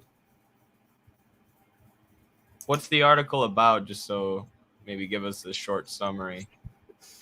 So the article is talking about how it is that the activists against Cop City, how it is that they're being charged legally, and it also mentions that it is the same thing that they're using to charge Trump in Georgia, I believe. And the point that Jimmy wants to bring up by referencing and reading this article from the Daily Beast, I think, is that they're going to target anyone who presents himself maybe in an authentic or not fashion as an enemy of the establishment. They're going to attack them and use every means possible to sink them. They're doing that with the activists in Cop City. And Jimmy's point is that they're doing that with Trump as well. And Cornel is going to have some disagreements there, but let's hear from Jimmy. What they'll do to Bernie Sanders? Anticipate. Make no mistake, this indictment is not about enforcing the law. It's a desperate overreach and an attempt to discredit legitimate political opposition, and it won't work. That's exactly what they're doing to Donald Trump. That's exactly what they'll do to you. That's exactly what they'll do to Bernie Sanders. That's exactly what they'll do to me. They'll do to anybody who is a threat to the establishment. And Let me get a word in. Let me get a word so in. I'm going to let you. So I just want you to. So Absolutely. Go ahead. Take it where you will. I'm very glad that you're zeroing in on the struggle to shut down Cop City. I'm in deep solidarity with them. We're working together in the coming weeks, virtually and so forth. But there's a logical fallacy, a rational gap in your attempt to compare freedom fighters against a vicious system in the name of everyday folk in ghettos, in hoods, and working class communities against the police versus Trump. Trump, I'm not in solidarity with Trump. I want him to have a fair trial. I'm not in solidarity with Trump simply because they use the same law against courageous, visionary freedom fighters against police brutality and police murder versus the same law against a gangster like Trump. Doesn't put Trump on a spectrum with freedom fighters, brother, at all. It doesn't put him on a spectrum at all. That's the fundamental difference between you and I in this case. But I'm glad you're talking about shutting down Cop City. Is he? I'm pretty sure Jimmy's saying that that's an example of the Biden government acting fascistically, isn't it? Though, which I mean is a good point, and I mean, does it matter that Trump is a gangster? I guess it does. Like, we have more solidarity, obviously, with the Cop City protesters than we would with Trump. But I mean, like, if you listen to Latin American socialists around the world and Latin American leaders talk about what the justice system is doing right now to Trump, they see it as an obvious, attempt at lawfare. And it is a different thing, right? In the case of Cop City, they're trying to shut down the protests, shut down the activists, and shut them up so they can build Cop City. But in the case of Trump, they're trying to knock him out of the 2024 election. So I think both of these things do make Jimmy's point pretty well, that the Biden administration is acting fascistically. Even though, but I don't know if he's saying that we should equate Trump with these activists. I think he's just making the point that we have an authoritarian government that's acting on behalf of capital to suppress the masses. Oftentimes, utilizing the legal system. And yeah, I don't know. Do you have a different take? No, I have the same take, and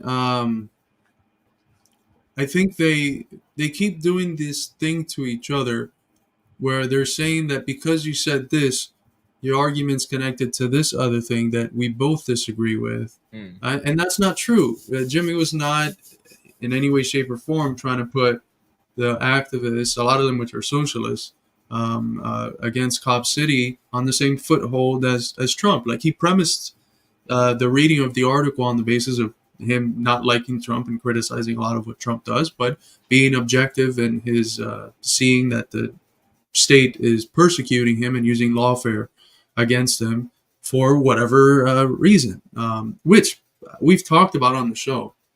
It's the best thing they could be doing for Trump, because his whole thing, what his base likes about him the most, which is the rational kernel we could use, is that he posits himself as anti-status quo and anti-deep state.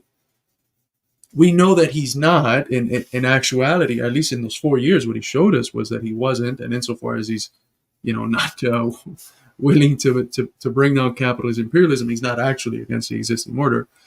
And that was the easiest thing that we could have done to bring Trump people in. Like, yeah, you like him because he says he's anti-establishment, he's going to drain the swamp. Here's how he didn't, and here's what we need in order to actually do that. Here's Marxism, blah, blah, blah, blah, blah, right?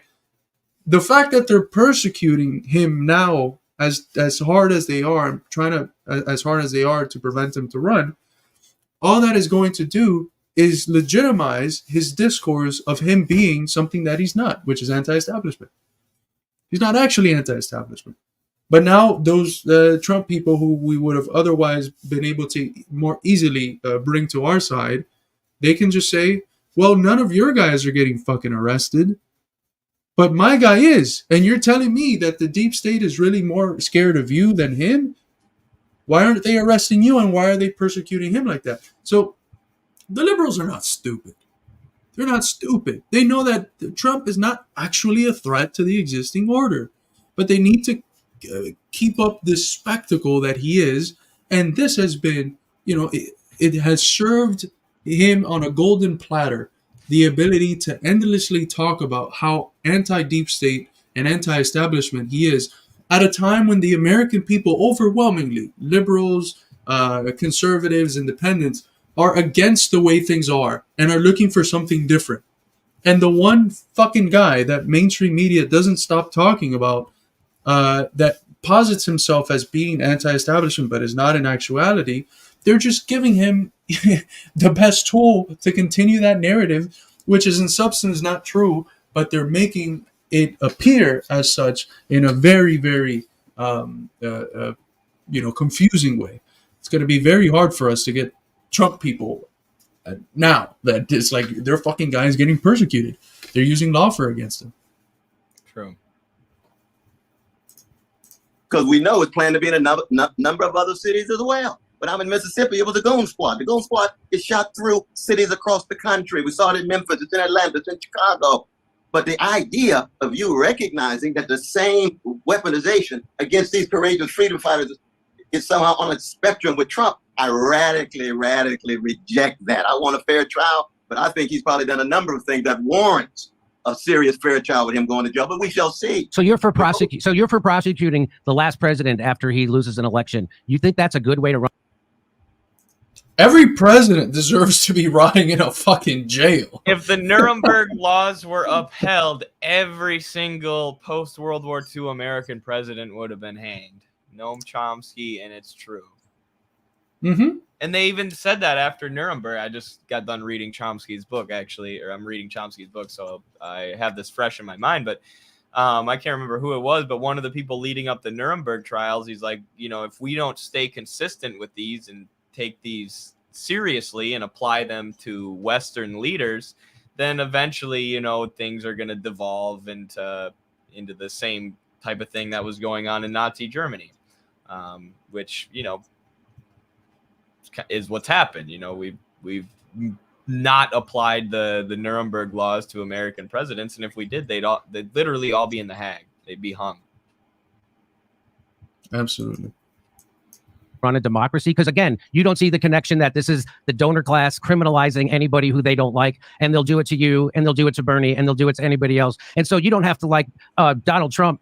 I don't at all, but I see what the game is being played here, and you don't see that game being played. You don't see this game really. I see the game, the same law against the Proud Boys. I wanted a fair trial. I wanted to make sure they're treated, but at the same time, they're doing the to the Proud. They are being weaponized. But see, I think your support of Trump is deeper than you're acknowledging. You keep saying, I don't like Trump. I don't like Trump. How can you compare Trump with freedom fighters against police? I'm not comparing. I'm not comparing that. I'm saying that you are. I'm saying no. I'm not saying. I'm not. Of course, they're going to use it against anybody who. It's the government. Okay. That's amazing that you don't see this. It is unbelievable that you don't see this. This is such a loser for you. There's opportunity to show the deep differences, very deep differences, though. But you do what you got to do, and I'm doing what I got to do, and I learn from you, and I hope you can learn a little bit from me. But we shall see. The biggest story of my lifetime, if it wasn't Russiagate, which led direct. I think that might have been Cornel's worst moment in this interview. I know he's heated by this point. I think he's emotional a little bit, and there's a lot of tension.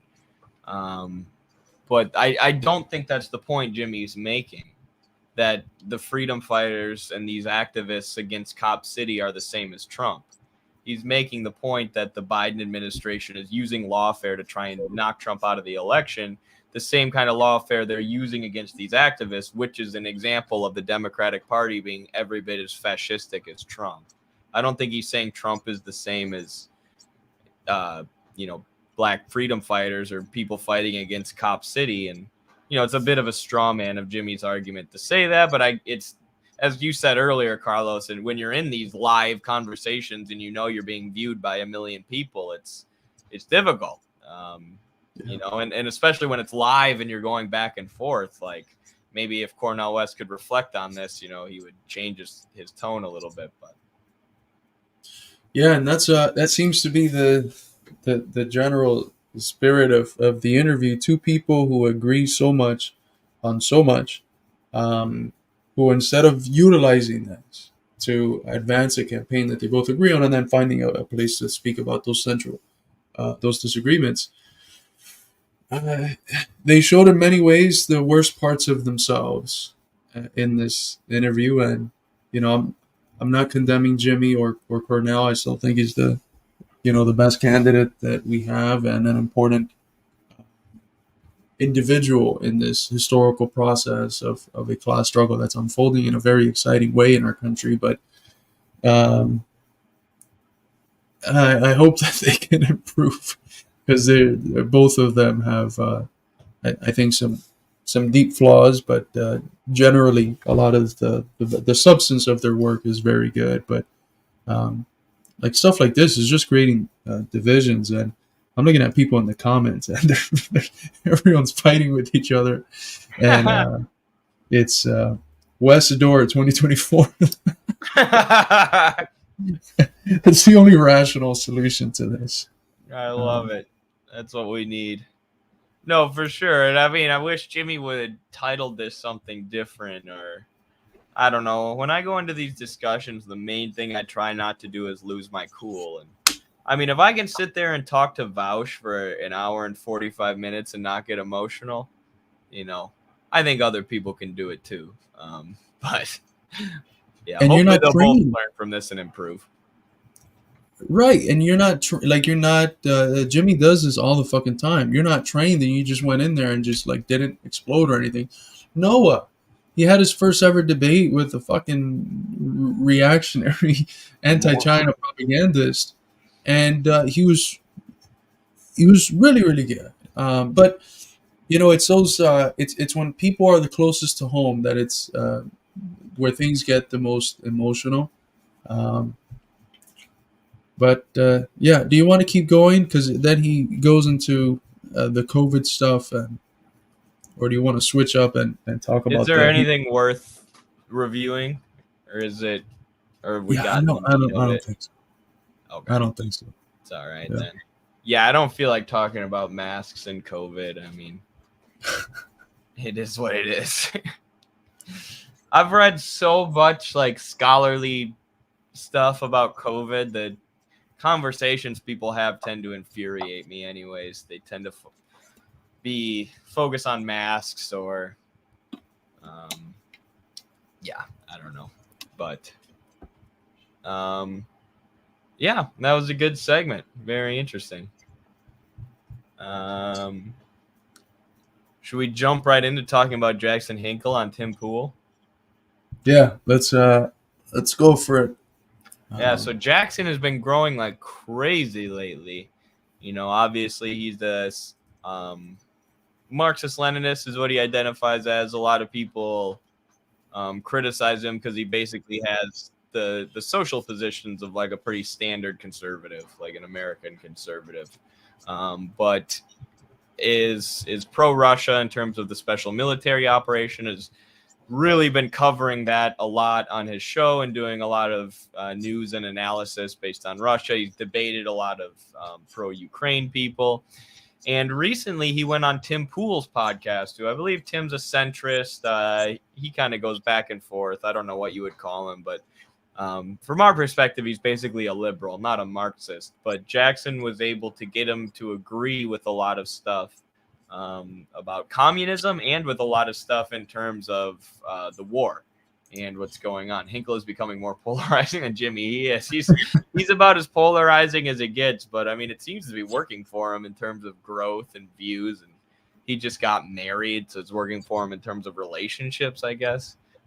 Just kidding. That was a stupid joke. But yeah, first let's listen to him talk about Russia. And he basically, Tim Pool, since this conversation, has kind of admitted that Russia's basically got the war special military operation in the bag. The Western media has been lying every step of the way, trying to convince Americans that Ukraine is winning so that we'll keep supporting the funneling of arms and money into the corrupt Ukrainian government, puppet government. And it seems like Tim Pool has kind of changed his tune, and now he is sounding a little bit more rational, but we'll see how long that lasts. So, yeah, anything to say about this before we jump in, Carlos? Well, just to premise it, obviously there's a few things that quite a few things we have disagreements with him on, but I've seen some of his coverage on Ukraine. It's been some of the best that you can have on YouTube, and some of his coverage on Africa has been really really good as well. So I find that people love judging others by like their standards. Hinkle is usually judged by people by like the standards of their social peers. That's not how I approach them. When I've seen his content, I just, I treat it as if I'm seeing any other geopolitical analyst that I don't know what they identify with, and I don't really care, but they are bringing forward an analysis and, or breaking certain news that mainstream Western media doesn't talk about. So that's the standard that I judge him on, and I think that's the correct one. And through that standard, there is very valuable coverage that he's done on Ukraine, Africa, and on some other things as well, especially when it comes to foreign policy and stuff. Yeah, and I'll be honest, I do think he did a good job here. I'll be transparent. Like, obviously, I haven't seen it. Yeah. I've seen just a very small clip, but I haven't seen the vast majority of the videos. Right. And obviously I have disagreements with him too on other stuff, especially some of his social views, but I think there's value in learning from how he went about this. So let's jump into it.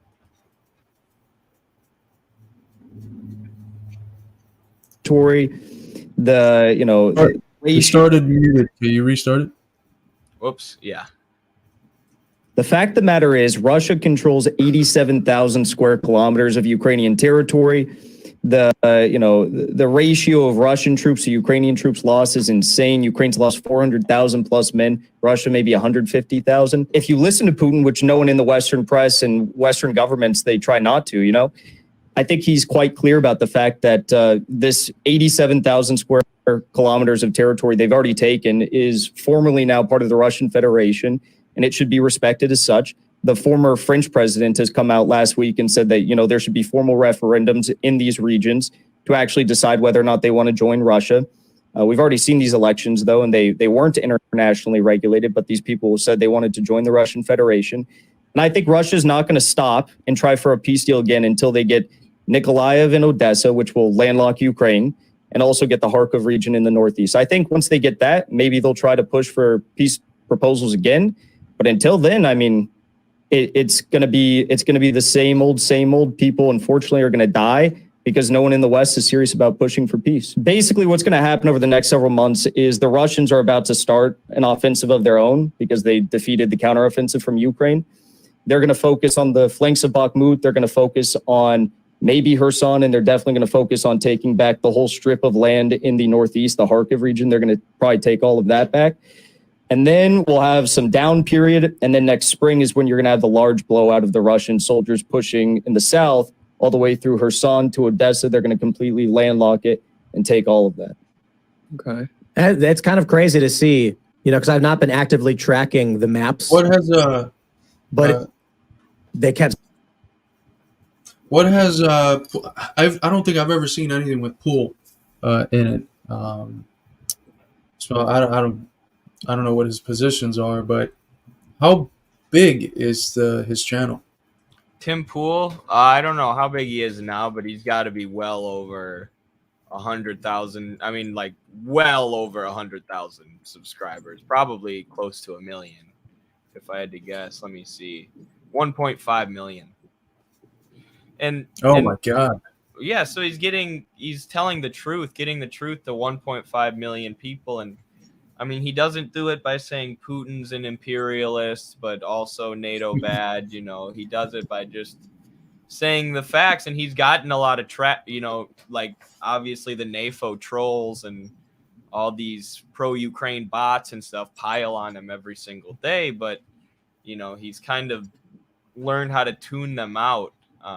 And just speak facts, even in places where like this, where you wouldn't expect to hear analysis like that. And I think there's value in doing that and just telling it like it is and not culling your message to appeal to liberals or appeal to angry people online. I don't know. Well, so far, I think it's been all positive. I'm sure that considering what people are saying in the comment section about Tim Pool's political views, I'm sure these are not views that 1.5 million viewership, which is probably more considering other platforms, engage with on a regular basis. So the fact that he's getting this large audience and using it as an opportunity to tell the truth about the U.S.'s proxy war against Russia is extremely positive. That's the other thing, is he's not afraid to talk to Piers Morgan or Tim Pool. Yeah. And it takes courage to do that, to do it like a debate, I guess I compare it to what I did with Vaush, because it's when someone's going to be opposed to what you're saying and they're going to try and own you and try and trip you up and make you look stupid, it can be nerve-wracking. But if you just have a good grasp on the facts and you go in and, speak the truth, it resonates with people, like the 1.5 million people who watch Tim Pool's show. They're not they're gonna hear this, and I'm sure it'll change a lot of minds. So I don't know. I guess just not being afraid to present our ideas and not being afraid to go into hostile environments, and have confidence that the truth is on your side, and then do the research necessary to where you have a good grasp of the facts. So when you do something like this, you can have a good grasp of what you're talking about. But thank you so much, Alexander, for the $5 super chat. Primo Radical has a great interview with Hinkle. Last bit very clear. Oh, might have to check that out. We had Jackson on the show a while back, and I went on his show to talk about Venezuela once. Saying that Ukraine's winning, Russia's losing, they're on the verge of defeat. They kept saying that Russia's suffering massive casualties. And now, let's operate under the assumption that the reporting about massive Russian casualties was correct and Ukraine was winning. How does Russia now have total military control of the land bridge to Crimea and then some? See, it's helping Tim connect the dots. He's like, wait, I heard the exact opposite in the media. This doesn't make sense. Like, people aren't stupid, right? People aren't as brainwashed as the media would like them to be. If you lay out the facts for people, they can connect the dots. I mean, I saw that in the interview with Vaush.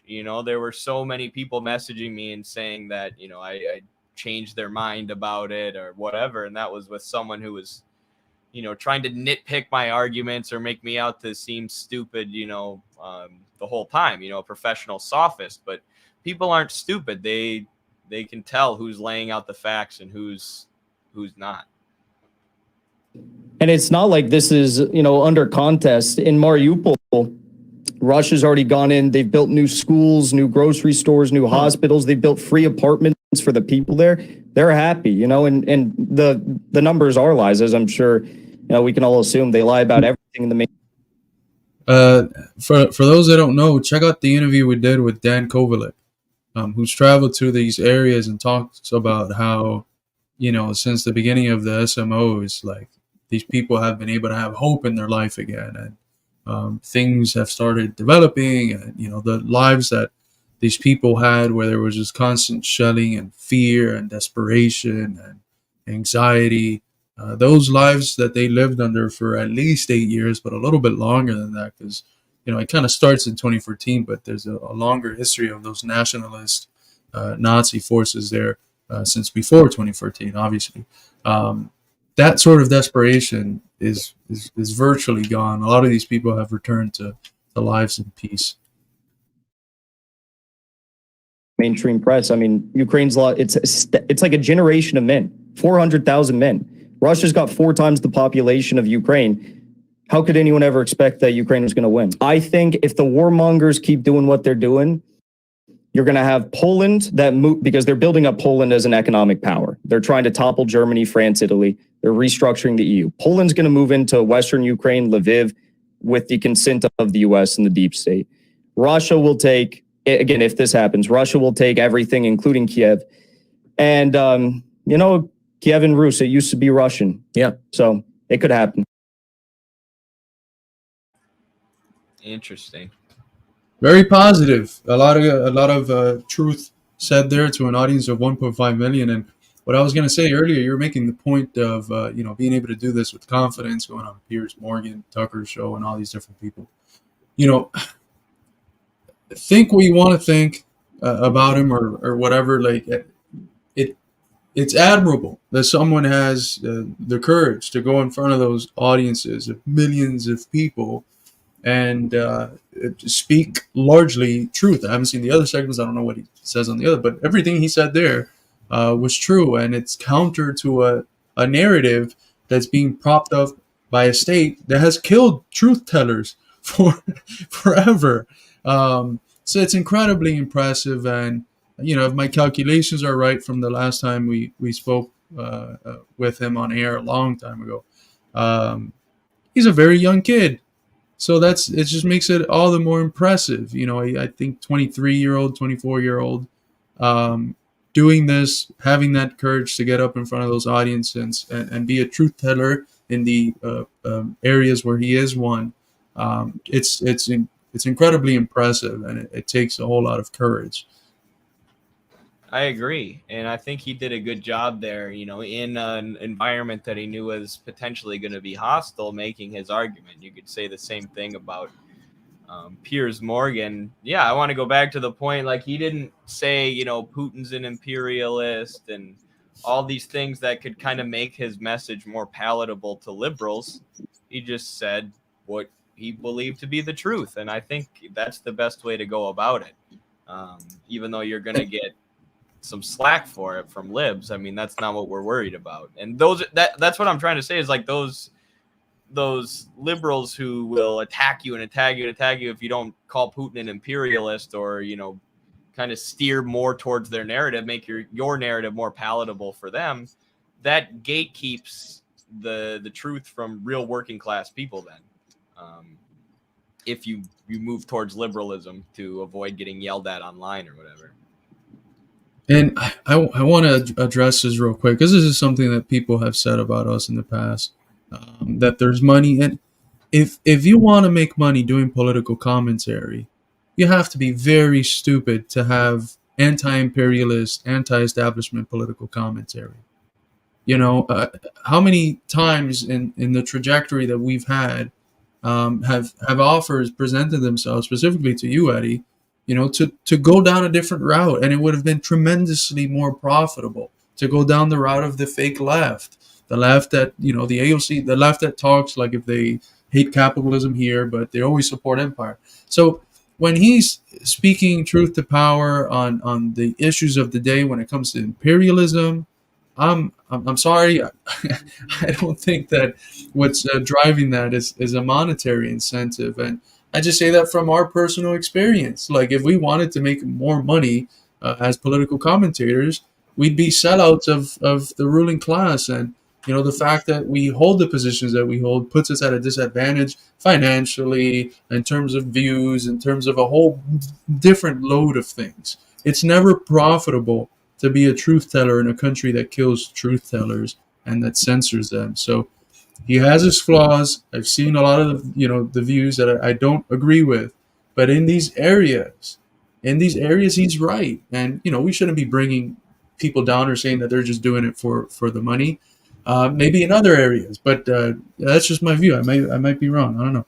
Yeah, and it's very similar. Like, the first time we got banned on TikTok was when the so-called SOS Cuba protests were going on, which was the U.S. color revolution attempt against Cuba. And I kept getting these account warnings. I kept getting my videos pulled down. And at that point, I very easily could have steered towards liberalism and, made my narrative more palatable to liberals, which I'm saying now that you shouldn't do, but I didn't. And that got me banned from a TikTok account with 400,000 subscribers that I was making, a decent amount of money from.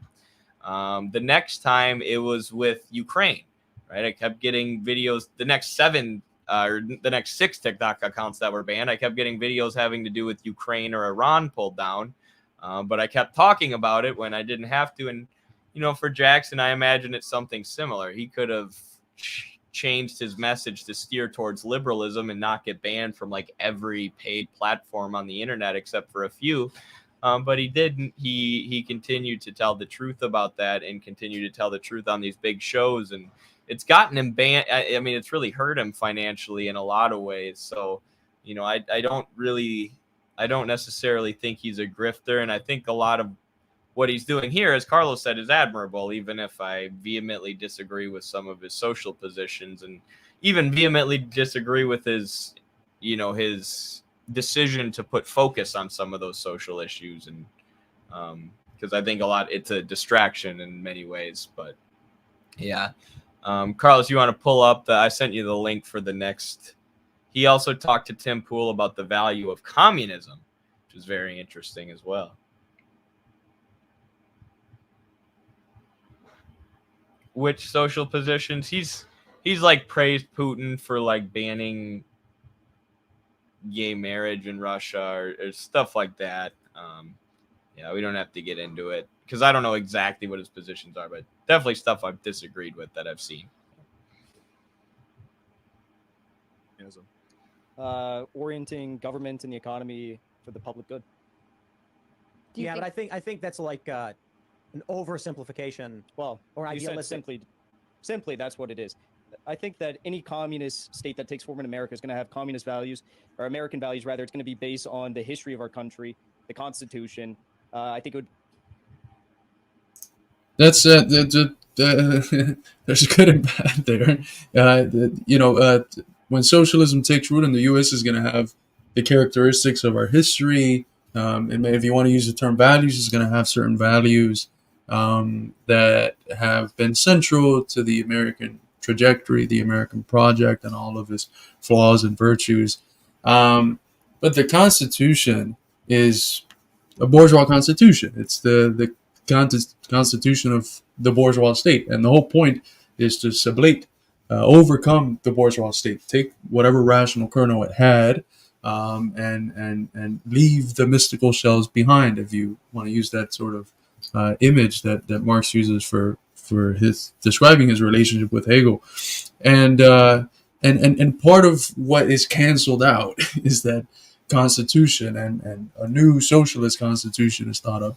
I mean, maybe it doesn't look like that, so maybe that's just me applying the theory to a reality that's still in motion, and maybe it looks different. Maybe it looks like an expansion and a rewording of different parts of the Constitution. Right.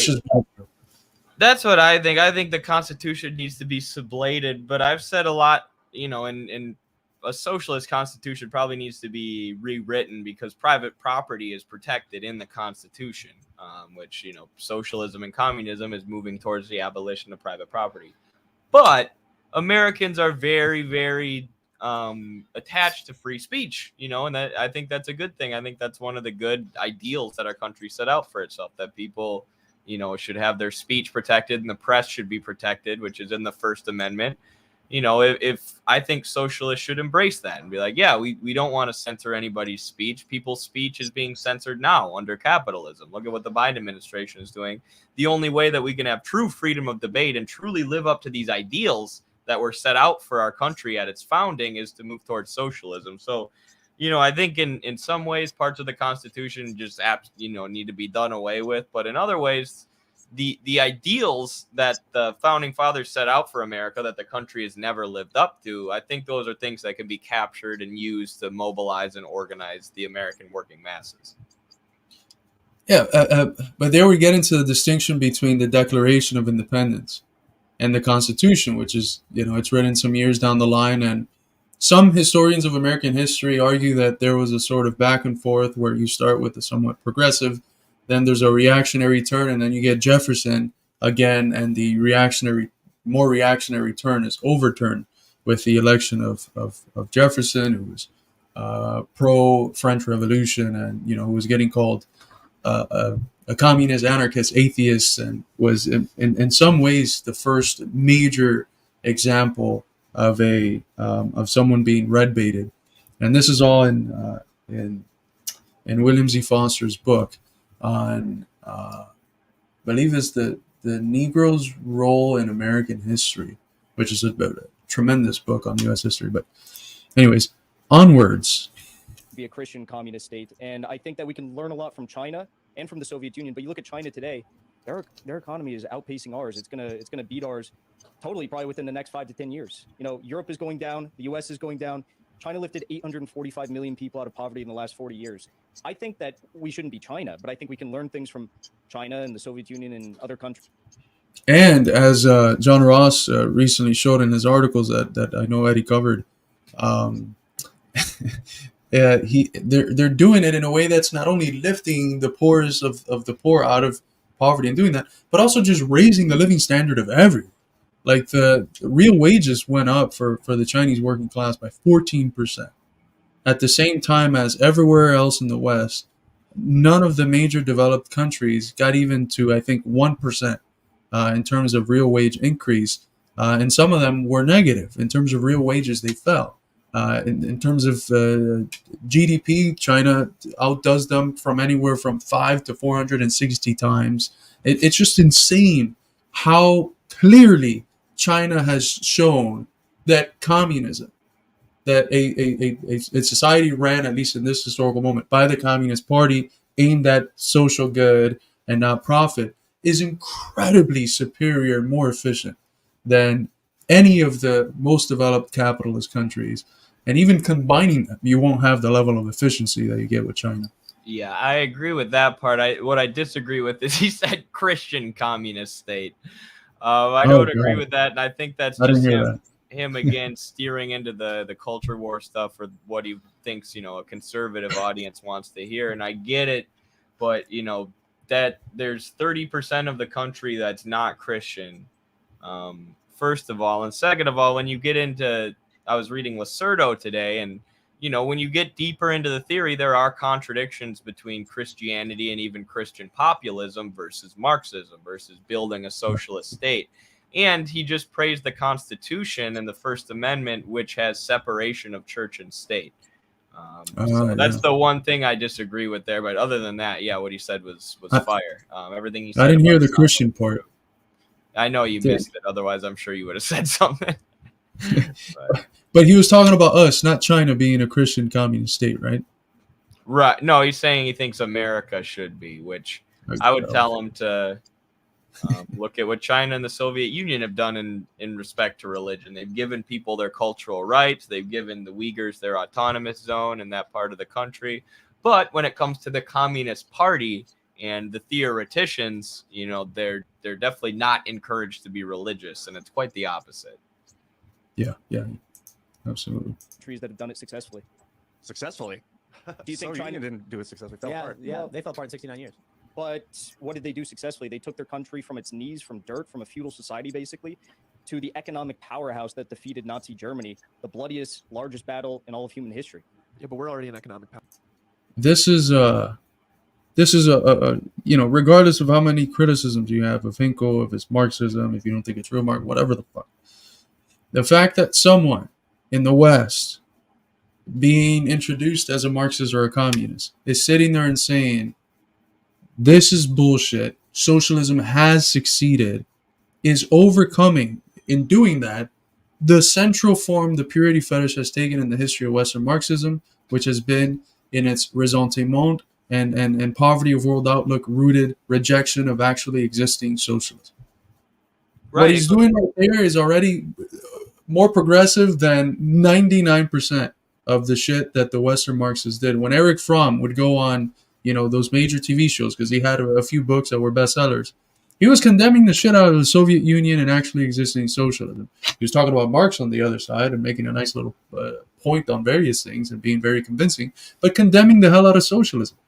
And that's not what Jackson seems to be doing here. Yeah, that's what every Western academic who calls himself a communist does. Yeah, I'm a communist, but every communist experiment in history has been bad, even though that's not true and that's not what the evidence says. And this goes back to what I was saying about what I like about Jackson's rhetoric is he doesn't tail liberalism, right? He doesn't change his rhetoric to try and appeal to liberals or even, anti-communist conservatives in a lot of cases. He says straight up, this is what I think of the Soviet Union, right? And that's what we need, because for so long, Western academics have tucked and ran with their tail between their legs anytime the Soviet Union's brought up, every time China's brought up. Yes, I'm a socialist, but socialism's failed every single time that it's been tried. But trust me, I'll do it right this time. That's freaking stupid. No working class Americans are going to get on board with that. But if you tell them the truth about socialism, like we've been doing and others have been doing, people can figure it out, right? People can, these facts about the Soviet Union and China and what they did for their people are systematically deprived from the education system, from the media. So to get this message to people and to say, yes, I'm a socialist, and yes, I stand up for existing socialist countries, like that is what's needed. And that's what's needed to reach an audience of 1.5 million people, in my opinion. We need Stalinists, not Trotskyites. Banger. Good shit. Powerhouse. So how would Are we, communism benefit or us? are we an economic powerhouse, or are we this Byzantine labyrinth of insurance companies, law firms that utilizes Wall Street power, utilizing the dollar as a tool of financial pressure on the rest of the world? Without the dollar, America is not nothing, but it's nowhere near as strong as it is today. And when you see BRICS rising up, you see Russia. By the way, 95% of the profits from the largest American companies came, according to Michael Hudson in a recent interview, from stock buybacks, rents, and interests. So purely parasitical. And within the calculus of the American GDP, all of that nonsense that doesn't produce any actual growth is calculated within the GDP. China, India, South Africa, Brazil, you see Saudi Arabia, the UAE, you see Iran, Egypt, seven of the top 10 largest oil producing in the nations today, working to create a new global reserve currency that's going to challenge the dollar. I mean, it's not the end of America, but it's not going to be pretty for us in the future. That's so I true. wouldn't say This that. country, Okay, and this yeah. is something Venezuela's focused on heavily, is they're producing real stuff. They have real industry. They have manufacturing. They have extraction industry. In the U.S., as Jackson said, it's insurance companies. It's the healthcare industry. It's tech trying to sell you on the attention economy. It's real estate capitalists. It's bankers. It's landlords. What do all these things have in common? They're not even producing anything. Right? Yeah. They're selling you subscriptions. They're buying your attention. They're selling you healthcare. They're trapping you in debt so they can charge you interest. Right? That's not being an economic powerhouse. And there's a reason that the US and NATO are now running out of guns to send to Ukraine, whereas Russia and China aren't running out of guns. It's because they actually produce. Whereas we've outsourced all our manufacturing jobs to try and maximize profit for the parasitic Wall Street shareholders who dominate our economy that's supposedly a powerhouse economy, but really is a deindustrialized, hyper-financialized, the collapsing economy of a dying empire. And in emphasizing this, he's also destroying the myth that socialism means poverty and everyone equally poor, which is another prominent one that people very understandably dislike. No one wants to be poor and equally poor. But that's good. You think that centrally planning an economy is a more effective strategy? I think that every economy's planned. This economy in the U.S. is planned to enrich Wall Street, rich legacy families in our country. It's built to enrich, the largest monopoly capital powers that reside within the U.S. I think China is a country that plans the economy to lift people out of poverty in regions like Xinjiang, and also focuses on giving people tax relief, helping them create new businesses, making sure that they have enough money to afford homes and healthcare and stuff like that. I think America is a country that prioritizes every single interest of the ruling class over the interest of the working man. That's why we have 60,000 homeless veterans, 600,000 homeless individuals. We have a higher ratio of homeless in our country compared to any industrialized developed nation on the face of the earth. What about property rights? Would you suggest doing away with? What about Pretty property good. rights? I don't give a shit. That is a good point, though. Like under the era of neoliberalism, every economy is planned. Our economy is just planned to bail out Wall Street and help Wall Street. And, I think it's funny that, like, what about property rights? Like, we can't move towards a more rational system because of property rights. Like, but we're gonna let people be homeless. We're gonna let people starve, and we're gonna let people die and continue fighting endless wars because of property rights. We can't infringe on the sacred, holy property rights. Like, who gives a shit? I care about humanity. I don't care about property rights. And this is, I know there's people commenting, emphasizing the bad stuff, but he is talking, again, to an audience of 1.5 million people, at least. It could be more. 1.5 million American people who have been generationally fed the dog shit anti-communism of McCarthyism, who are now in worse conditions than their parents and grandparents have ever been, are looking for alternatives to the status quo, might have a little bit of lingering anti-communism, but are open to listening to something that proclaims itself to be communist. And insofar as he's doing that, he's destroying those barriers, which in millions of people, which make it harder to bring them to communism. He's making communism seem more rational to people who have been painted communism as the most irrational and idiotic thing in the world that only leads to genocide and poverty and all of these things. So, like him or not, critique his bad parts, whatever. Objectively, what he's doing here is incredibly positive, which is opening up people in a way not unsimilar to how Bernie did in 2016 to the idea that something like socialism or something like communism might be actually very attractive and what the country might need.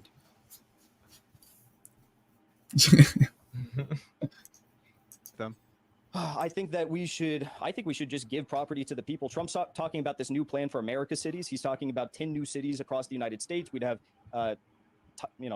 top elite architecture specialists throughout the country that submit plans to build new cities where people, young Americans with families, are basically going to get the opportunity to buy land, buy homes for pennies on the dollar for super cheap. And I think we should do that right now. I mean, why is it that every American is governed by debt? Every American is in debt when it comes to their home loans. Every American's in debt when it comes to student loans.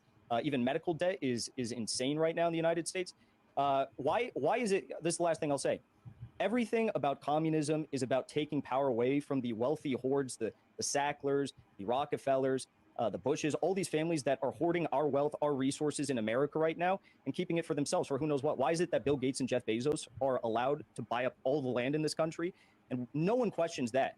But the idea of giving every American enough land to get by, maybe have a small garden or a farm or something like that, that's insane, and no one's allowed to talk about that. And that's some communist conspiracy that no one's ever going to imagine ever taking shape here. Well, this doesn't. Well, compromise. All of the land seized by the Bureau of Land Management, we break it apart and we give pieces of it to various American citizens. I was going to say, this doesn't really sound like communism. It almost sounds like just a form of socialism that you're describing, that you want the government to do more for the American people. Because communism would be the government owns all the land. We're not getting it. Yeah. So well, that's not. Gosh, it's hard to listen to these guys. But what I think you can say, they're a weird kind of like post-communist, like authoritative. Yeah, state. it's like land leases, right? Yeah. Well, China is 100% ML line. I mean, you look at Mao, you look at Deng Xiaoping, you look at Xi Jinping. I mean, you read his books, Governance of China. It's all an ML line. It's 100% Marxist-Leninist. And there's a lot of people who try to say, well, China's like semi-capitalist. It's a capitalist communist state. Well, Right. They say he's not talking about communism. He's talking about socialism.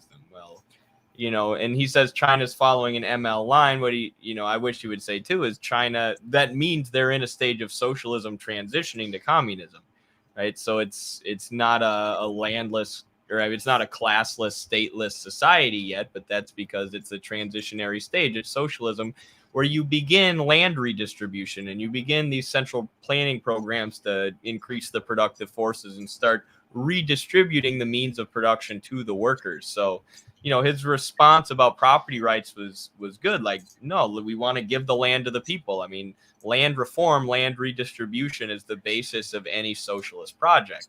But, and then they respond, well, that sounds like socialism, not communism. Well, that it's the first steps of socialism, which is a transitionary stage that leads us to a communist society, which is the ultimate goal. So I feel like if Jackson had just a tad, better grasp on theory, he would have been able to hit a grand slam here. But I mean, he still did great there.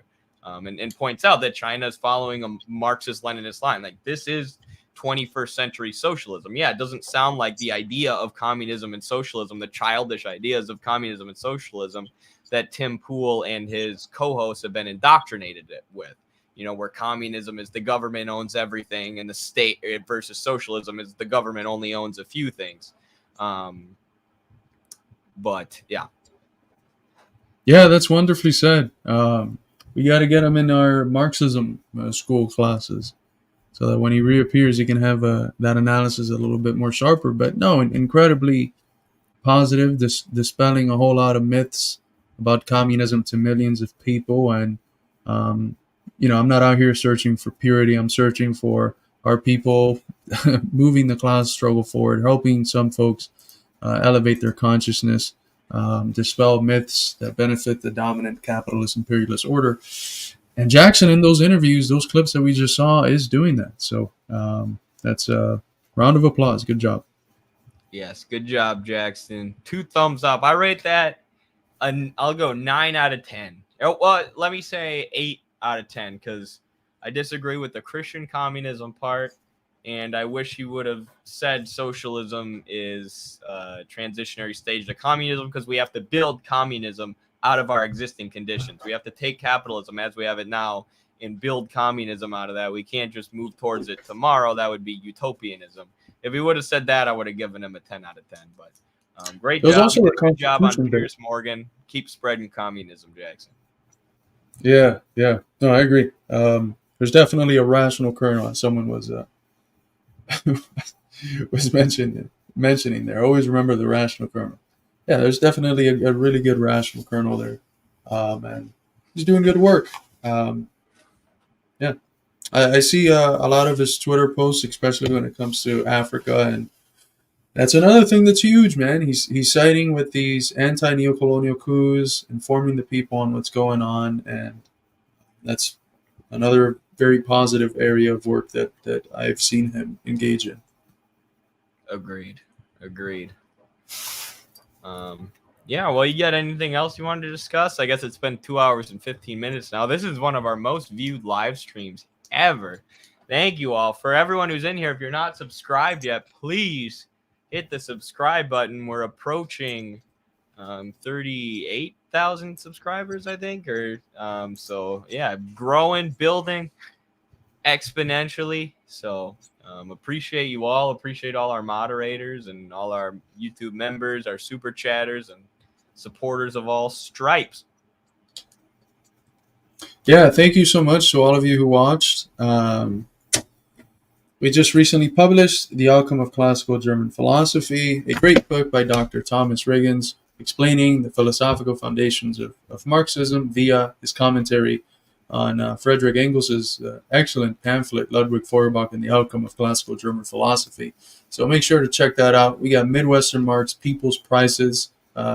I think it's $5 for an ebook, $12 for a paperback. So you're not going to get any of that from the Academy or from any bourgeois bookstores and editorials. So check that out. Support the project. If you can support financially, consider becoming a Patreon at patreon.com/MidwesternMarx. And thank you so much. If you can't support financially, make sure to share, like, subscribe, follow, do all the shit that every